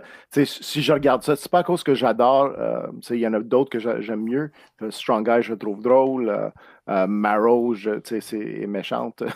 Mais puis Polaris est puissante. Mais je trouve qu'en tant qu'interaction avec les personnages là, qui causerait plus de problèmes, parce que lui, il se voit comme un leader, puis Il l'est pas. Il gâche tout le temps ça parce que son ego, il rentre en avant, tu sais. OK, ouais. Ben, tu sais, les X-Men, c'est ça. Hein? C'est un soap opera qui arrête jamais. Fait que, Exactement. Il faut les personnages pour pouvoir un peu brasser le statu quo. Il y a Nicolas en ligne qui dit en ce moment oui, le nouveau podcast de Marilyn et moi, ça s'appelait Cœur et culte. Oui, c'est vraiment bon. I'm in. Je vois tellement le cœur avec un couteau dedans, là, en iconographie faite par notre ami Phil Tremblay. Ça pourrait être pas pire, ça. Qu'est-ce qui te restait, Marilyn? On parlait d'un bébé T-Rex. Oui, c'est une petite nouvelle de dinosaure en passant. En fait, c'est que les fossiles, on a trouvé des tu sais, pour certains dinosaures, on a trouvé des œufs, on a trouvé des morceaux d'œufs, on trouve des os, mais on n'a jamais trouvé des embryons. Mm-hmm. Donc, l'œuf a disparu et qu'on a trouvé un bébé qui était actually dans l'œuf. Oh, shit! Et là, en Alberta et au Montana, et là, ils ont trouvé juste des petits morceaux. Ils ont trouvé un petit os de la mâchoire et une griffe d'orteil. Donc, vous me direz, c'est vraiment pas grand-chose, mais en 75 000 ans, c'est la première fois. Fait en 75 millions d'années. Millions d'années, excusez-moi. Il y a des zéros, là. 75 millions d'années, c'est la première fois qu'on en a trouvé. Donc, that's pretty good. Mm-hmm. Et ils ont refait un modèle 3D et ont fait des tests pour voir si c'était vraiment parce que ça aurait pu être un bébé et non un embryon. Et ils ont fait des tests sur le morceau, ils ont fait des tests sur la griffe. Et donc, ces morceaux-là n'ont jamais vécu à l'extérieur, dans le monde extérieur, donc ils n'ont pas été en contact avec l'oxygène, avec tout ce qui va autour de l'œuf et dans la vie des dinosaures. Donc, c'était vraiment des embryons. Ils ont fait un modèle 3D. Donc, ce que ça change, c'est qu'ils sont capables de voir plus comment se développent les bébés dinosaures et surtout les T-Rex à l'intérieur de l'œuf. Et c'était un peu le chaînon manquant qui manquait pour voir comment se développe, comment la croissance du dinosaure. Et fou, hein? Ils ont réussi à trouver des éléments chimiques à l'intérieur de ces morceaux-là pour être capable d'avoir des informations, pour avoir plus d'informations sur comment les dinosaures étaient créés, comment ils étaient dans l'œuf, comment ils se développent. Donc, c'est une grande avancée pour nous. Ça n'a pas l'air de grand-chose, mais les paléontologues sont très énervés. Un bébé tyrannosaure. Ah oui. Bébé. Il va juste te tuer dans un an, mais pendant ce temps-là, il a besoin de toi. En attendant, il a besoin de toi. Et je rappelle que les dinosaures n'avaient pas de plumes. Non, c'est ça. Là, on ne sait plus. Hein? Il n'était pas en même temps que les Flintstones. Il y avait clairement des plumes, mais j'étais en déni. Non! Je refuse. Peut-être conclure avec le bloc nouvelle avec toi, Cliff, parce que tu as été un de ceux qui avait parlé avec nous des annonces de Disney+, juste avant la pause des fêtes, et tu nous avais annoncé un nouveau segment à même Disney+, Star, qui est en fait le penchant là, de tous les films de 20th Century Fox que Disney a acquéris en achetant 20th Century Fox, justement. Donc, le catalogue est sorti pour les films au Canada. Puis, comme moi, je pense que tu as scrollé sur ton téléphone à te faire mal aux doigts. Là. Ça n'arrêtait pas. Hein? Ça n'arrêtait pas, là. Ouais. Alors, oui, il y en a annoncé ça au mois de décembre, mais là, cette semaine, ils nous ont montré c'est quoi qu'ils lancent le 23 février. Une chose à noter, cette même date-là, les prix vont augmenter aussi. Alors, c'est 8,99 canadiens présentement, ça va monter à 11,99. Pour l'année, ça va monter de 99 à 119,99. Par contre, si vous êtes déjà membre, les prix ne vont pas augmenter jusqu'au 22 août. Alors, peu importe si vous êtes mensuel ou annuel, le prix n'augmente pas pour vous. Alors, si vous abonnez maintenant, vous pouvez prendre avantage. Si je renew maintenant, parce que moi, c'est sûr que je suis abonné à Disney+, je me suis levé genre à 6 heures pour m'abonner. C'est un petit peu ridicule, mon affaire. Fait que moi, aussi, hein, puis le site était tellement lent parce que tout le monde a pensé à la même chose en même temps. Mais si je me réabonne ou je continue mon abonnement, ça sera moins cher pour moi. C'est ça que tu es en train de dire? Oui, ils vont prendre avantage. Ils vont juste augmenter le prix à partir du 22 août. De 2021. Génial, c'est cool ça. Bon, oui, écoute, c'est très cool. Ouais. Alors, une des choses, c'est ça va être primordialement le catalogue de 20th Century Fox, qui est maintenant 20th Century Studios, qui va se présenter sur Star, mais ça va être aussi, ils vont mettre un NIP, pour protéger, parce que c'est beaucoup de catalogues plus adultes, là, PG-13 et plus. Il y en a d'autres plus familiales. Mais je vois très mal l'enfant de 5 ans qui écoute, mettons, je sais pas moi, les Muppets, puis il part par accident Aliens. Ouais. Mommy, what's happening to the man? Ouais, c'est comme débile. C'est ce qui arrive si tu fais pas ton ménage de chambre. Mais ça va être aussi la place où, parce que Disney, ils sont propriétaires de beaucoup de brands, d'anciens brands, là, comme Miramax ou des choses comme ça. Ouais. Alors, ces films-là vont se ramasser là à un moment donné. Ils commencent avec 500 films, 150 séries. Et avant que l'année termine, 2021, il ajoute un autre 300 films. OK. Fait que c'est 800 films. Puis c'est pas des films, il va sûrement avoir des films que toi, ça me tente pas de le voir, mais on parle de, des gros films de 20th Century Fox, comme par exemple les films de Die Hard, Alien, Devil Wears Prada. Mais aussi, l'affaire intéressante, c'est que ils vont avoir les choses de Hulu. C'est un service américain pour l'instant. Exactement, qui n'existe pas ici, mais je ne pense pas qu'il va venir ici. Point. C'est trop difficile, le marché n'est pas assez grand non plus. Qu'est-ce qu'ils vont faire? C'est les exclusives qui n'ont pas été à Crave, ou des fois, il y en a une couple qui sont à Vidéotron. Ils vont rentrer pour Disney+. Comme par exemple, un de mes préférés, c'est Solar Opposites, qui est une série de le créateur de Rick and Morty. Fait que c'est vraiment le fun.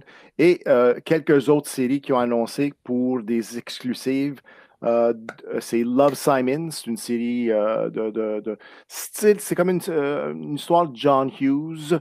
C'est chouette, c'est drôle ou quoi que ce soit. C'est des bonnes critiques là-dessus.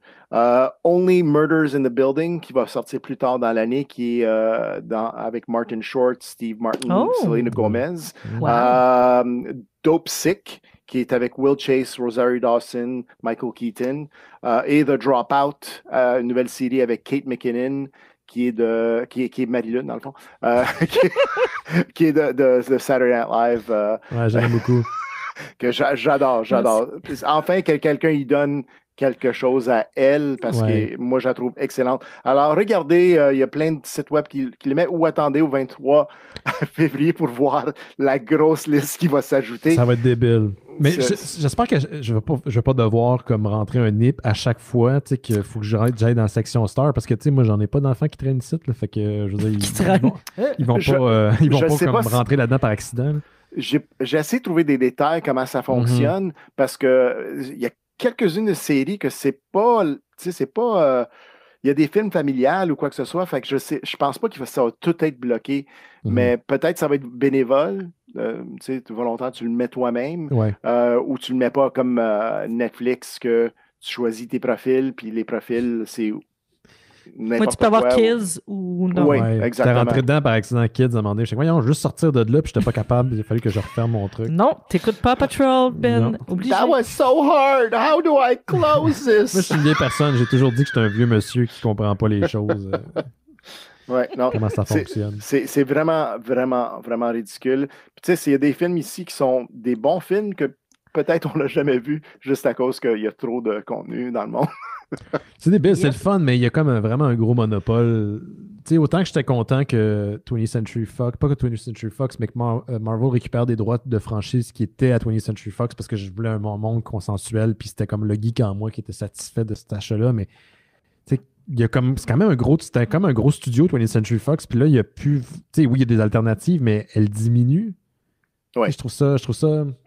Je te comprends. Ça me gosse en même temps. Je suis content, mais ça me gosse en même temps. Mais là, on le regarde dans 6 mois dans le futur, qui était Ben avec ses Cheetos, qui est en train de regarder Futurama, puis dit Disney, il contrôle tout. Là. Attends une minute, Futurama, étais-tu parti de la liste?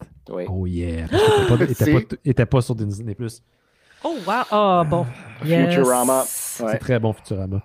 Cool. Hey, je pense qu'on a passé à travers le bloc nouvelle. On a quand même un gros morceau dans la partie d'émission parce qu'on parle d'une BD de Don Cates et Daniel Ryan Johnson. Mais juste avant, je vous parle du Patreon des Mystères Étonnants qui n'arrête pas, qui vous offre du contenu à chaque semaine. On est arrivé à la fin du mois, messieurs, dames. Fait que si vous avez donné seulement pour un mois et vous voulez renouveler, c'est le moment. Automatiquement, vous allez être retiré de la liste des Patreons si vous avez seulement donné pour un mois. Puis c'est bien correct. pour revenir plus tard si vous voulez, ou si vous réabonnez. Mais en ce moment, on donne un épisode par semaine de Bifurcation, qui est le podcast exclusif pour les membres Patreon. Et on passe à travers la cinématographie du réalisateur scénariste du New Jersey, Kevin Smith.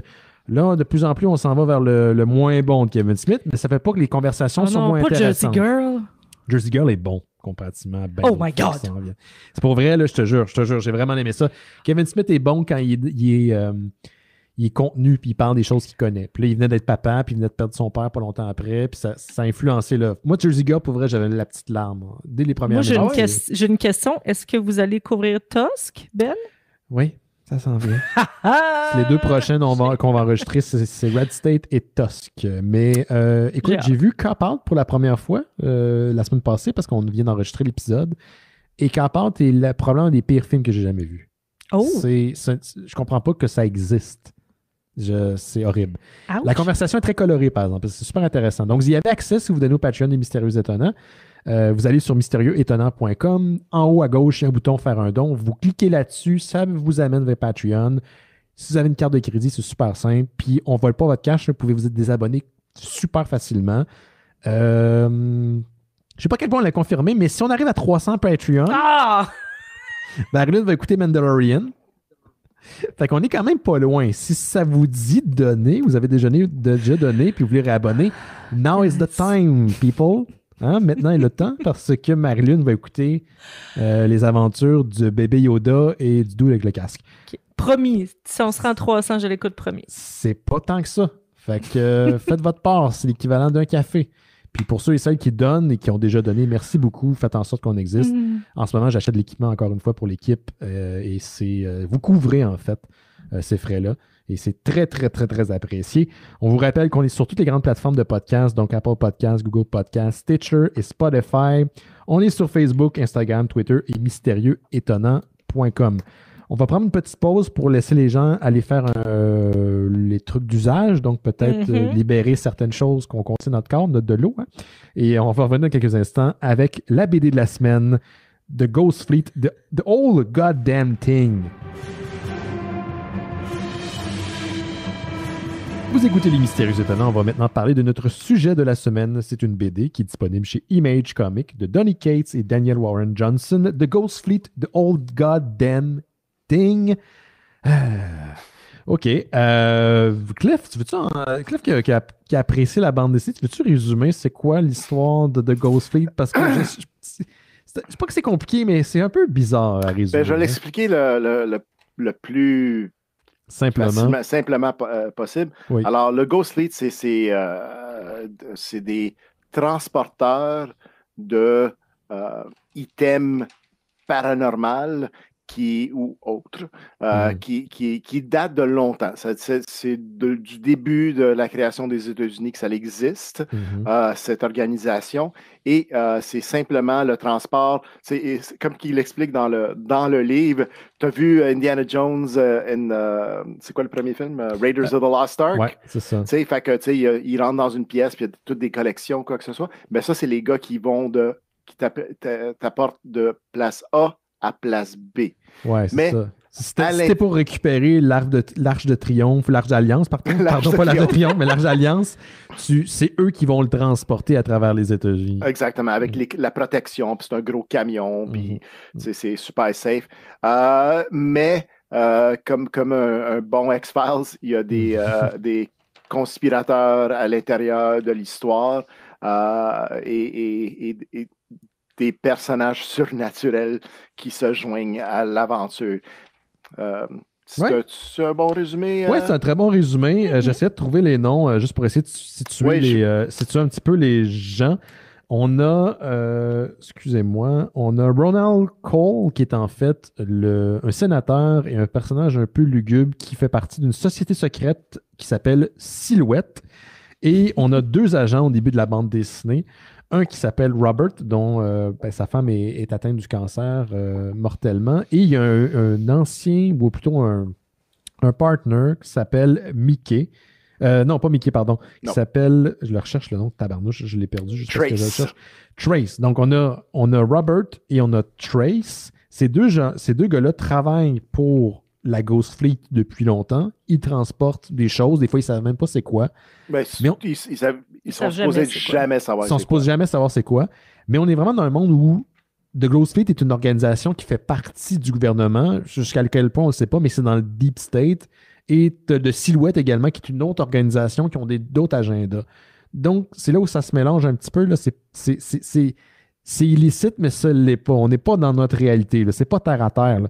Cette BD-là, comme Cliff l'a décrite avant qu'on en parle en ondes, est tout le temps en train de te faire un clin d'œil. C'est genre comme. C'est un petit peu exagéré. Là. Tout est un peu accentué. Oui, même l'artiste est parfait pour ça. Ce genre d'histoire-là. C'est un petit peu.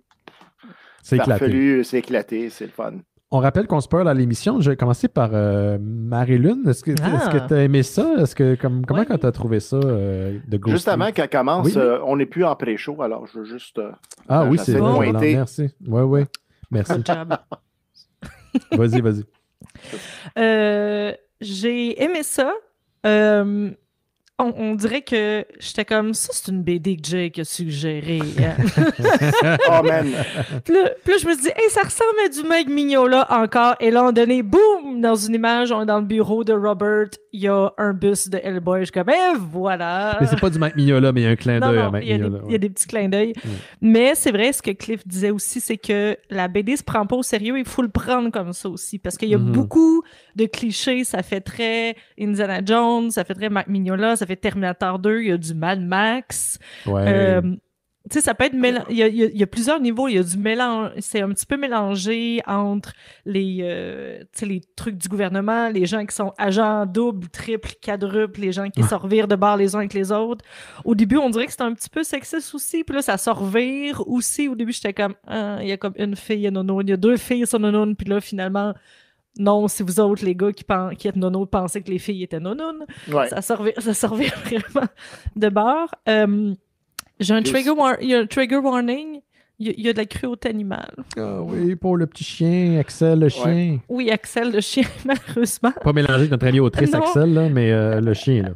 C'était le plus rough, mais il acknowledge ça aussi. Ils sont comme, là, le monde pète, tout le monde est méchant, tout le monde se tire. C'est correct, mais le chien, ça, non. C'est too much. Mais je pense qu'il faut prendre comme ça, puis ils vont vraiment jusqu'au bout. Tu sais que le méchant, le spoiler, je suis rendu un diable avec des cornes. T'es comme, voyons. Ça sonne exagéré, mais ils rient de ça. Moi, j'aime beaucoup le bout. Ils sont comme des soldats quand ils se rencontrent. Ils sont comme des gens de G.I. Joe, puis ils rient des noms des escouades. Ils sont comme, voyons, les ninjas, les silhouettes, je sais pas quoi. Les vieux monsieur dans la Société Secrète, d'après moi, ils font juste baiser entre eux autres, avec leur toge. Ils sont comme un peu de respect à la fin. Ouais, by the way, c'est sûr qu'ils they're doing it, là. C'est ça. Ils rient un peu, parce que quand on a vu la Société Secrète, je suis comme, of course, c'est une société secrète depuis des millénaires. Il y a des démons, c'est des vieux monsieur blancs sur des chaises en pierre. Ça va, là. Mais ils jouent avec ça, puis ils font exprès, puis ils nous amènent ailleurs. Et il y a quand même assez d'humour avec ça aussi. Et il y a des personnages qui sont comme « What the fuck? » Genre, pourquoi personne ne réagit? Il y a un démon, on peut-tu en parler qu'il y a un démon? Parce qu'on dirait que dans les bandes dessinées, c'est quelque chose de gros carré, puis tout le monde a peur, tout le monde réagit, mais en gros guillemets, acceptent, qui sont comme, OK, il y a des extraterrestres, il y a des démons, on deal avec, mais là, ils sont comme, non, peux-tu prendre 2 secondes pour dire, ceci n'est pas normal. There's no time! Tu sais, il y a du... Tu sais, faut dire aussi, il y a de la violence, puis il y a des bourrafs un petit peu, puis il y a du sang, puis tout ça. Il y a du sang en tabarnak, des coupes de tête qui explosent. Oui, si tu voyais viser, puis tu sais, le premier, tu fais comme, la première balle dans la tête, t'es comme, d'accord, c'est comme pas un enfant, mais c'est comme un kid de genre 22 ans boutonneux, puis t'es comme, d'accord, il y a une balle dans la tête, d'accord, c'est super. Mais ils vont au bout de ça, donc ils vont dans l'humour, ils vont dans le gore, ils vont dans la surprise. On dirait que c'est vraiment, tu sais, c'est une bande dessinée, donc c'est cartoony, mais ça aurait pu être plus dans le sérieux, mais dans l'histoire, ils vont au bout de ça, puis ils vont dans le cartoony. Puis j'étais pas si certaine que ça au début, parce que j'étais pas... Tu sais, ça a pris un petit bout avant de catcher les degrés différents, puis d'embarquer. Ouais. Mais une fois que t'es embarqué, puis que tu t'embarques dans le cliché, tu fais OK, puis tu sais, même des jokes de nerd, à un moment donné, il y a un gars qui chiale contre parce que Firefly, ils le disent pas, là, mais que Firefly a été cancellé, puis il est comme, ben là, s'il avait pas été cancellé, où est-ce qu'on serait rendu, là? Il y aurait le Buffybot qui se battrait dans l'espace avec, t'es comme, OK. C'est une conversation liée aussi au fait que la série elle-même a été cancellée, puis ça a été repris par la suite. Donc, moi, je pense que les deux gars qu'on voit dans cette séquence-là, dans le dernier numéro du trade, c'est les deux auteurs, donc le scénariste et le dessinateur qui se parlent. Puis on dirait vraiment, je les ai pas googlés, mais tu sais, quand les personnages ont beaucoup de détails, tu dis soit c'est eux autres, soit c'est des amis, t'es comme, c'est quelqu'un, ça. C'est volontaire, ce personnage-là. Donc, c'est quand même c'est 208 pages, quelque chose comme ça. Ça passe vite. Oui. Il y a de l'action. Des fois, j'ai de la difficulté avec les bandes dessinées Pif Paf Pouf, là. Que, tu sais, faut pas que ça aille j'aime pas ça quand ça va trop dans le super-héros cliché ou trop dans le Michael Bay de la BD. Mais sinon, c'était bien construit, ça passe vite. C'était le fun. Toi, Cliff, t'as aimé ça également, je pense. Moi j'ai bien aimé ça. Tu étais content d'avoir cette bande dessinée-là pour. Oui, je te remercie parce que c'était comme, tu sais, des fois, il y a des BD, même ceux-là que j'aime, de moment là, tu te tannes. Puis quand tu m'avais dit Donny Cates, je sais que tout le monde tripe Venom, mais moi, c'était moyen mon expérience avec Venom. Puis c'est correct, tu sais, c'est juste pas pour moi. Mais là, c'était une belle surprise. Moi, j'étais un gars qui aime le méta, puis j'aimais toutes les petites références, toutes les petites choses comme ça, même... C'est quoi que tu nous montres en ce moment? C'est écrit Meta Boom. C'est comme... Puis c'est plein de petites choses comme ça que j'adore dans l'histoire. Je te contais tout à l'heure, l'action est, en anglais, je dirais high octane, c'est explosif, ça ne l'arrête pas. C'est même, tu sais, des scènes d'action en bande dessinée que tu le sens. Puis j'entendais la musique spécifique. C'était du métal des fins années 80, comme Skid Row, like I remember you! Tu sais, un petit peu qui frôle le kitten, mais qui se prennent vraiment au sérieux, là, tu sais, Motley Crue, tout ça. Mais il parle on a un personnage qui écoute du Iron Maiden dans son truck, puis à la fin, il parle de quelqu'un qui écoute du Pantera. Fait que c'est, at some point, là, tu l'avais. Oui, eux autres, c'est du sérieux métal, mais moi, je parle le métal qui joue à l'extérieur. Le soundtrack, dans ma tête, c'est un petit peu trash, là, tu sais, c'est dans le côté trash. J'aimais les personnages beaucoup. Tu sais, ça se passe vite. Ça me laisse en vouloir plus. J'espère qu'il va y avoir une suite. Tu me le diras, Ben, si tu as fait des recherches pour savoir s'il y a... pas. Cliff, Jack aurait pu plus nous parler de toutes les l'épopée autour de la publication de l'album. Ça se pourrait. Moi, je pense que c'est une fin ouverte, mais je pense pas qu'il y a de plan pour l'instant de faire une suite. Là. Mais à la fin, ils disent, c'est un peu comme dans les films années 90, genre tel personnage est rendu à telle place, puis comment est-ce qu'il a fini, mais ça pourrait être avec d'autres personnages aussi. Là. Ouais, l'histoire pourrait être reprise. Là, c'est ça. Mais c'est ça, j'aimais plein de petites choses, des petits twists que des fois c'est typique. Mais le fait que on pense que Trace est en amour avec l'épouse de son partenaire, Sarah. Mais dans le fond, c'est Slip que non, il est en amour avec son partenaire. Alors, tu sais, c'est la FBI secrète qu'on ne sait pas. DIA, ouais. Drug and Fire. Oh, oui, c'était quoi ça? Elle avait un nom bizarre. Oui, son nom, c'est un nom digne d'un personnage de Dogma de Kevin Smith. Elle s'appelait Bethlehem B. Donc, c'est juste B pour les intimes. Bethlehem B. Ouais, ça arrive vers la fin. Non, c'est le fun. C'est quelque chose que je dirais pas mensuel, ça serait pas un succès, mais j'aimerais ça comme qui visite à nouveau ces personnages pour qu'on en sache plus. Puis j'aimerais en savoir plus sur chacun des personnages, leur historique, d'où ils viennent, d'autres histoires de Ghost Fleet qui sont passées avant ou qui sont maintenant avec le monde qui c'est un gros enfer parce qu'on se rend compte que la mort, death. Ça, là. C'est comme. C'est ça que je vais mettre en. Moi, je veux juste me remettre un peu en contexte pour les gens à la maison qui ne comprennent pas nécessairement ce qu'on est en train de dire, mais on l'a mentionné là, dès le départ, ces gens-là, cette organisation-là, pas illicite, c'est une organisation très, très, très secrète, transporte dans des gros trucks des affaires que les gens ne sont pas supposés savoir qui existent. Ça peut être des armes biologiques, ça peut être des gens, ça peut être plein de trucs. Mais moi, là, jusqu'à la fin, là, je pensais qu'il allait avoir une explication logique pour ce qu'il y avait dans le troc. Puis finalement, ce qu'il y a dans le troc, c'est un des chevaliers de l'Apocalypse. Et dans ce cas-ci, c'est Death, c'est la mort. C'est la mort qui prend possession de l'agent Trace. Et là, c'est l'Apocalypse à la fin de la bande dessinée. Et ça se conclut après dans une espèce de scène pas générique dans un monde à la Mad Max. J'avais aucune idée qu'on allait là. Puis tu sais, c'est ça qui est le fun, c'est que tout le long, la BD est à 9, là, au niveau du volume. Là, puis le gars, il joue de la guitare. Il arrive à la fin de son set, fait comme fuck it, puis il met ça à 10. À 11. Il va au-delà du cadran. Man. Puis là, j'ai fait asti que vous êtes bon parce que j'étais déjà hook. J'avais hâte de voir ce que ça s'en allait. Surtout quand l'histoire de trahison, tout ça, c'est expliqué. Là, au début, t'es pas trop sûr d'où est-ce que t'es, fait que ça, c'est un peu mélangeant. Mais une fois établi, là, j'avais hâte de voir ce que ça s'en allait. Ben, ça s'en va, ça se conclut avec la fucking fin du monde. C'est débile. Puis j'ai vraiment apprécié ma lecture. Puis tu parlais, Marilyn, de 200 quelques pages, mais ça se lit extrêmement vite. Et il n'y a pas une scène d'action qui ressemble à une autre. Pour vrai, là, Warren Johnson a vraiment fait une fucking bonne job. C'est un grand artiste. Il y a une super job de colo là-dessus. Ah, c'est beau. Là. Écoute, c'est constamment en mouvement. Puis des fois, ça peut être lassant, mais dans le cadre de cette bande dessinée-là, je sais pas pourquoi j'étais juste hook, parce que tout est beau. Même le gore est beau. Même les gens lettres sont beaux. Même les environnements sont lugubres, sont beaux. Tout est le fun. Genre, c'est un... Tu sais, en anglais, on dit high energy. Genre, c'est comme une série à grosse tenance en énergie. Puis, je suis content. Moi, je suis pas sûr que je voudrais voir une suite. Je suis très satisfait de ce que j'ai eu. Mais je serais très ouvert d'avoir une histoire de Ghost Fleet de, mettons, 1809. Tu sais, à l'époque des cowboys ou je sais pas quoi. Là. Tu sais, dans le passé, dans le monde de Ghost Fleet, je serais bien ouvert.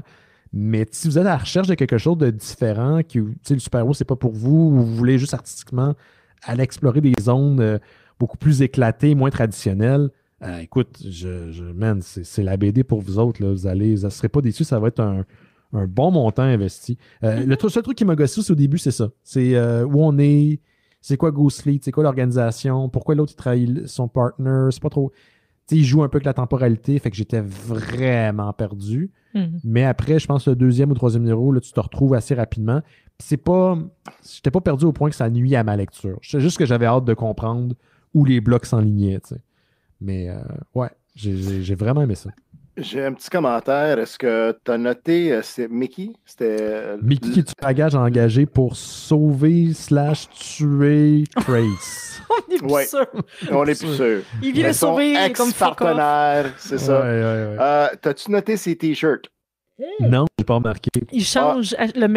C'est un t-shirt noir avec un message blanc qui change à chaque case. Oui, alors ça a une réaction à la scène avant, après ou pendant de qu'est-ce qui se passe. Alors, je te recommande de revenir là-dessus. C'est comme... Je vais regarder ça. C'est des petites références super drôles, tu sais, de qu'est-ce qui se passe. Parce qu'au début, je voyais comme, tu sais, quand tu ouvres tes deux pages, tu vois la page qui suit, puis tu vois la grosse écriture sur le T-shirt. Ouais. C'était évident. Puis là, mon œil avait dit, mais attends, c'était pas les mêmes mots qui étaient là. Fait que là, j'ai retracé toutes les cases. Je dis, oh mon Dieu, oh Seigneur, c'est vraiment méta, là, qu'est-ce qu'ils font là? C'est comme. À un moment donné, il fait juste se rendre compte que, c'est peut-être pour l'écoute adverse, puis c'est juste écrit comme awkward. Oui. C'est bon. Wow, c'est nice. Il y a en ligne en ce moment, il y a Gek qui fait remarquer, pour lui, c'est du John Carpenter, la série. Ouais, je peux comprendre. C'est... Avec Snake Plissken. Snake Plissken, ça fait penser aussi à le personnage qui est dans Big Trouble in Little China. C'est l'histoire qu'il pourrait avoir en parallèle du film, ou avant ou après. On est un peu dans cette zone-là. Là, c'est une réalité qui n'existe pas, qui est caricaturale, qui est exagérée. Ouais. C'est bien le fun. Puis souvent, dans le côté fantasy réaliste, on essaie de trop. Tu sais, les films MCU, je les critique pas en passant, c'est juste un commentaire. Ils nous présentent un monde qui est grounded. C'est le surnaturel, il y a une explication, c'est de la science-fiction, c'est des extraterrestres, quoi que ce soit, mais c'est tout grounded. Il n'y a rien de ésotérique. Weird, ésotérique, exactement. Mais des fois, c'est le fun s'abandonner dans ça. Au moins qu'ils s'écoutent dans leurs propres règles, tout va bien, mais c'est le fun d'un abandon complet comme qu'ils font dans le livre. Oui, je comprends. C'est juste un aparté, mais c'est un peu ma déception du côté... Moi, j'aime toujours les séries magiques, c'est autant chez Marvel ou chez DC, parce que c'est les personnages et c'est les univers dans l'univers. C'est les personnages que personne sait qui existent ou connaissent pas leurs conflits.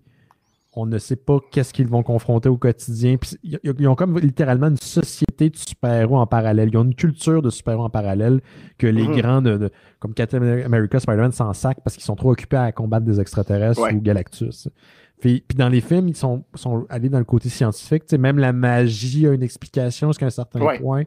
Puis je comprends pourquoi ils ont fait ça, puis c'est bien correct, mais je m'ennuie du côté magique all over the place qui aurait pu être instauré. Puis c'est peut-être ça, si je me trompe, que tu veux dire. Ghost Fleet, il l'assume pleinement. Là. Exactement. Les deux existent. La science existe, puis la magie existe. Chris, on a un gros diable. On a un gros diable qui est finalement le gentil. Oui, et ça, j'ai vraiment écrit « Oupsie ». Ils sont vraiment, je suis comme « Oh non, je pense que c'était le gentil ». Oh. We did it. Oupsie, la fin du monde. I think he was the good guy. Puis dans le fond, c'est ça, c'est aussi, ça joue dans nos stéréotypes. On dit, we were stereotyping the Red Devil. Oui, c'est vrai. Ouais. C'est comme... Il joue vraiment sur l'appréhension. Ça, c'est le fun. C'est une série qui est très goofy, mais je m'attendais pas à ce qu'on ait les révélations qu'on a eues vers la fin. Où Mickey, entre autres, a été engagé pour pas tuer son ancien partenaire, mais le sauver. Ben bon, il finit par le backstabber après, mais que le diable qui est Roland, le sénateur méchant d'une société secrète, est en fait le héros de l'histoire parce qu'il veut pas que l'apocalypse se déclenche. Tous ces aspects-là, même le début, tu sais, quand finalement c'était la pestilence, le chevalier de l'apocalypse de la pestilence qui était dans le truck, qui a été libéré par accident. Moi, je pensais que c'était un arme biologique. Jusqu'à la fin, j'étais sûr que ça allait être une explication comme c'est, je sais pas moi, c'est un virus. Un virus ou whatever. Je me demande si on relit l'histoire, si on a des petits indices surnaturels. Je sais pas. Faudrait que je le relis, là, parce que c'était comme... Toi, Marie-Lou, t'as-tu vu venir le côté paranormal ou t'étais... Ben, en fait, j'aurais pu le voir venir, mais tu sais, je l'ai laissé aller, mais je me disais... Oui, parce qu'il y avait un genre de côté caché. Ça me faisait penser à, tu sais, la mallette dans Pulp Fiction, là. Ouais. Fait que je m'étais, tu sais, il parle trop de, moi, je sais ce que c'est, je veux même pas savoir c'est quoi. Non, on regarde pas dedans. Fait que je m'étais dit, on va peut-être jamais le savoir, que ça va être juste quasiment un Lovecraftien, là. C'est innommable, c'est vraiment dangereux, mais je peux pas te dire c'est quoi. C'est le secret que personne ne sait. Donc, ça aurait pu être ça. Puis je m'étais dit que c'était soit ça, soit quelque chose auquel on s'attend vraiment pas ou quelque chose de vraiment, tu sais, vraiment inattendu, que c'est une affaire qui a pas l'air dangereuse, puis que tout ce temps-là, ils ont tué, puis ils ont fait se faire tuer pour ça. Une tarte. J'étais comme, il y a avoir un gnome dans le... tu sais, je sais pas. Quelque chose de ridicule, mais j'aimais ça que c'était plus grand que nature, finalement. Ouais. Oui, vas-y, Cliff, excuse-moi. Mais, tu avais mentionné Image Comics. Oui. Mais c'était-tu Dark Horse? Initialement, c'était pas Image Comics. Si j'ai bien compris, c'était publié ailleurs, puis ça a été cancellé, et je crois que c'est Image qui ont repris la série pour finalement publier une édition complète. Si je me souviens bien l'explication de Jake. C'est pour ça qu'ils appellent ça The Old Goddamn Thing. C'est même le titre est méta, là. C'est qu'on fait allusion au fait que c'est l'ensemble de la série, puis ça fait y mourir. Puis c'est pour ça aussi que les deux personnages qui parlent de Serenity qui a été cancellé, pas Serenity, mais Firefly, pardon. C'est une référence au fait que leur série a été cancellée ailleurs. Et je crois qu'initialement, c'était chez Dark Horse et ça finit chez Image. Puis tant qu'à moi, c'est l'éditeur pour. Là. Pas que je souhaite du malheur à Dark Horse. Là. Ils en arrachent dans les dernières années. Là, mais Ouais, ça finit par aboutir chez Image.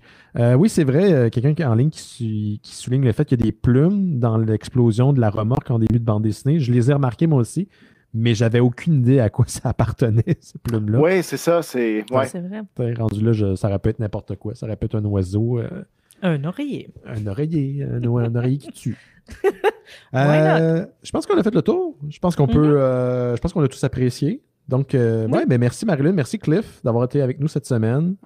Merci à vous à la maison d'avoir été live avec nous ou d'écouter en différé sur les différentes plateformes de podcast. On se revoit la semaine prochaine. On vous rappelle que le Patreon, si vous voulez nous encourager, qui est présent. Merci à tous ceux et celles qui le font. Je sais qu'on n'est pas les gros podcasts, c'est comme Mike Ward qui ont genre 25 millions de Patreon. J'envoie pas de flèche du tout vers la ça. qualité versus la quantité. Ben, écoute, moi j'aime bien le show de Mike Ward. Je dis pas que c'est pas bon, mais ce que je veux dire, c'est que le petit montant de Patreon qu'on a est grandement utile pour nous. Ça fait vraiment toute la différence. Et depuis qu'on est rendu indépendant, depuis qu'on a quitté la station, on était dans le temps, ben c'est comme ça qu'on finance nos activités. Donc, merci de donner autant aux Mystérieux Étonnants. Je ne veux pas être dramatique, je ne veux pas dire que ça me garde en vie, mais ça m'aide beaucoup à alimenter mon bonheur cette année. Ça fait partie de mon bonheur et je suis content que vous appuyez le show comme ça. Oui, j'ai oublié de le mentionner tout à l'heure. Si vous vous donnez au Patreon des Mystérieux, vous avez également Terre humaine chez Isidore, qui est le podcast de Simon, Étienne Forêt et Gabriel Zolcolor sur la télésérie très brune Terre humaine. Ça a fait des convertis, hein? Ça convertit des gens à la série. Il y a des gens qui ont acheté des coffrets DVD de cette vieille série-là. C'est débile. Les gens doivent se demander ce qui se passe. Moi, je pense que c'est une secte, bien franchement, que Simon et Étienne Forêt sont en train de développer en parallèle. Mais vous avez ce contenu-là supplémentaire.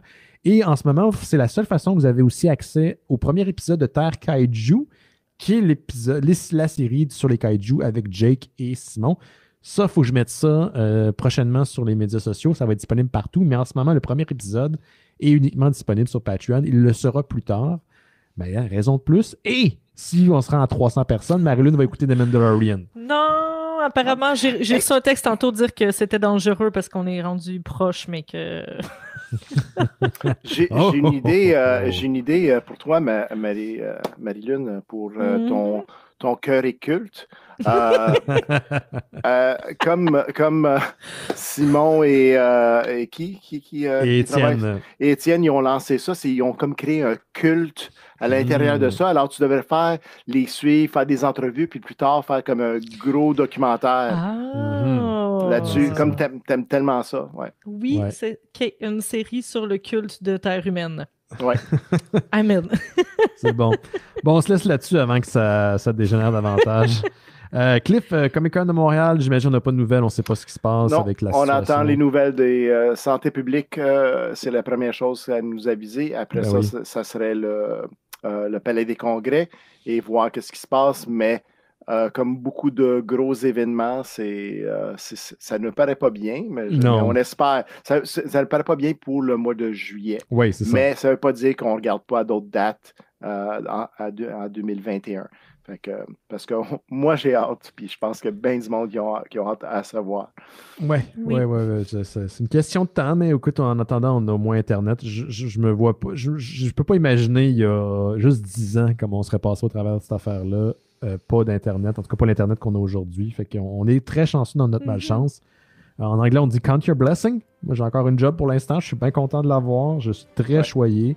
Puis, je suis très choyé que vous êtes avec moi chaque semaine pour faire cette espèce de show weird qui existe encore depuis maintenant 15 ans. Donc, on finit là-dessus. On se revoit la semaine prochaine. C'est ça. Bye bye!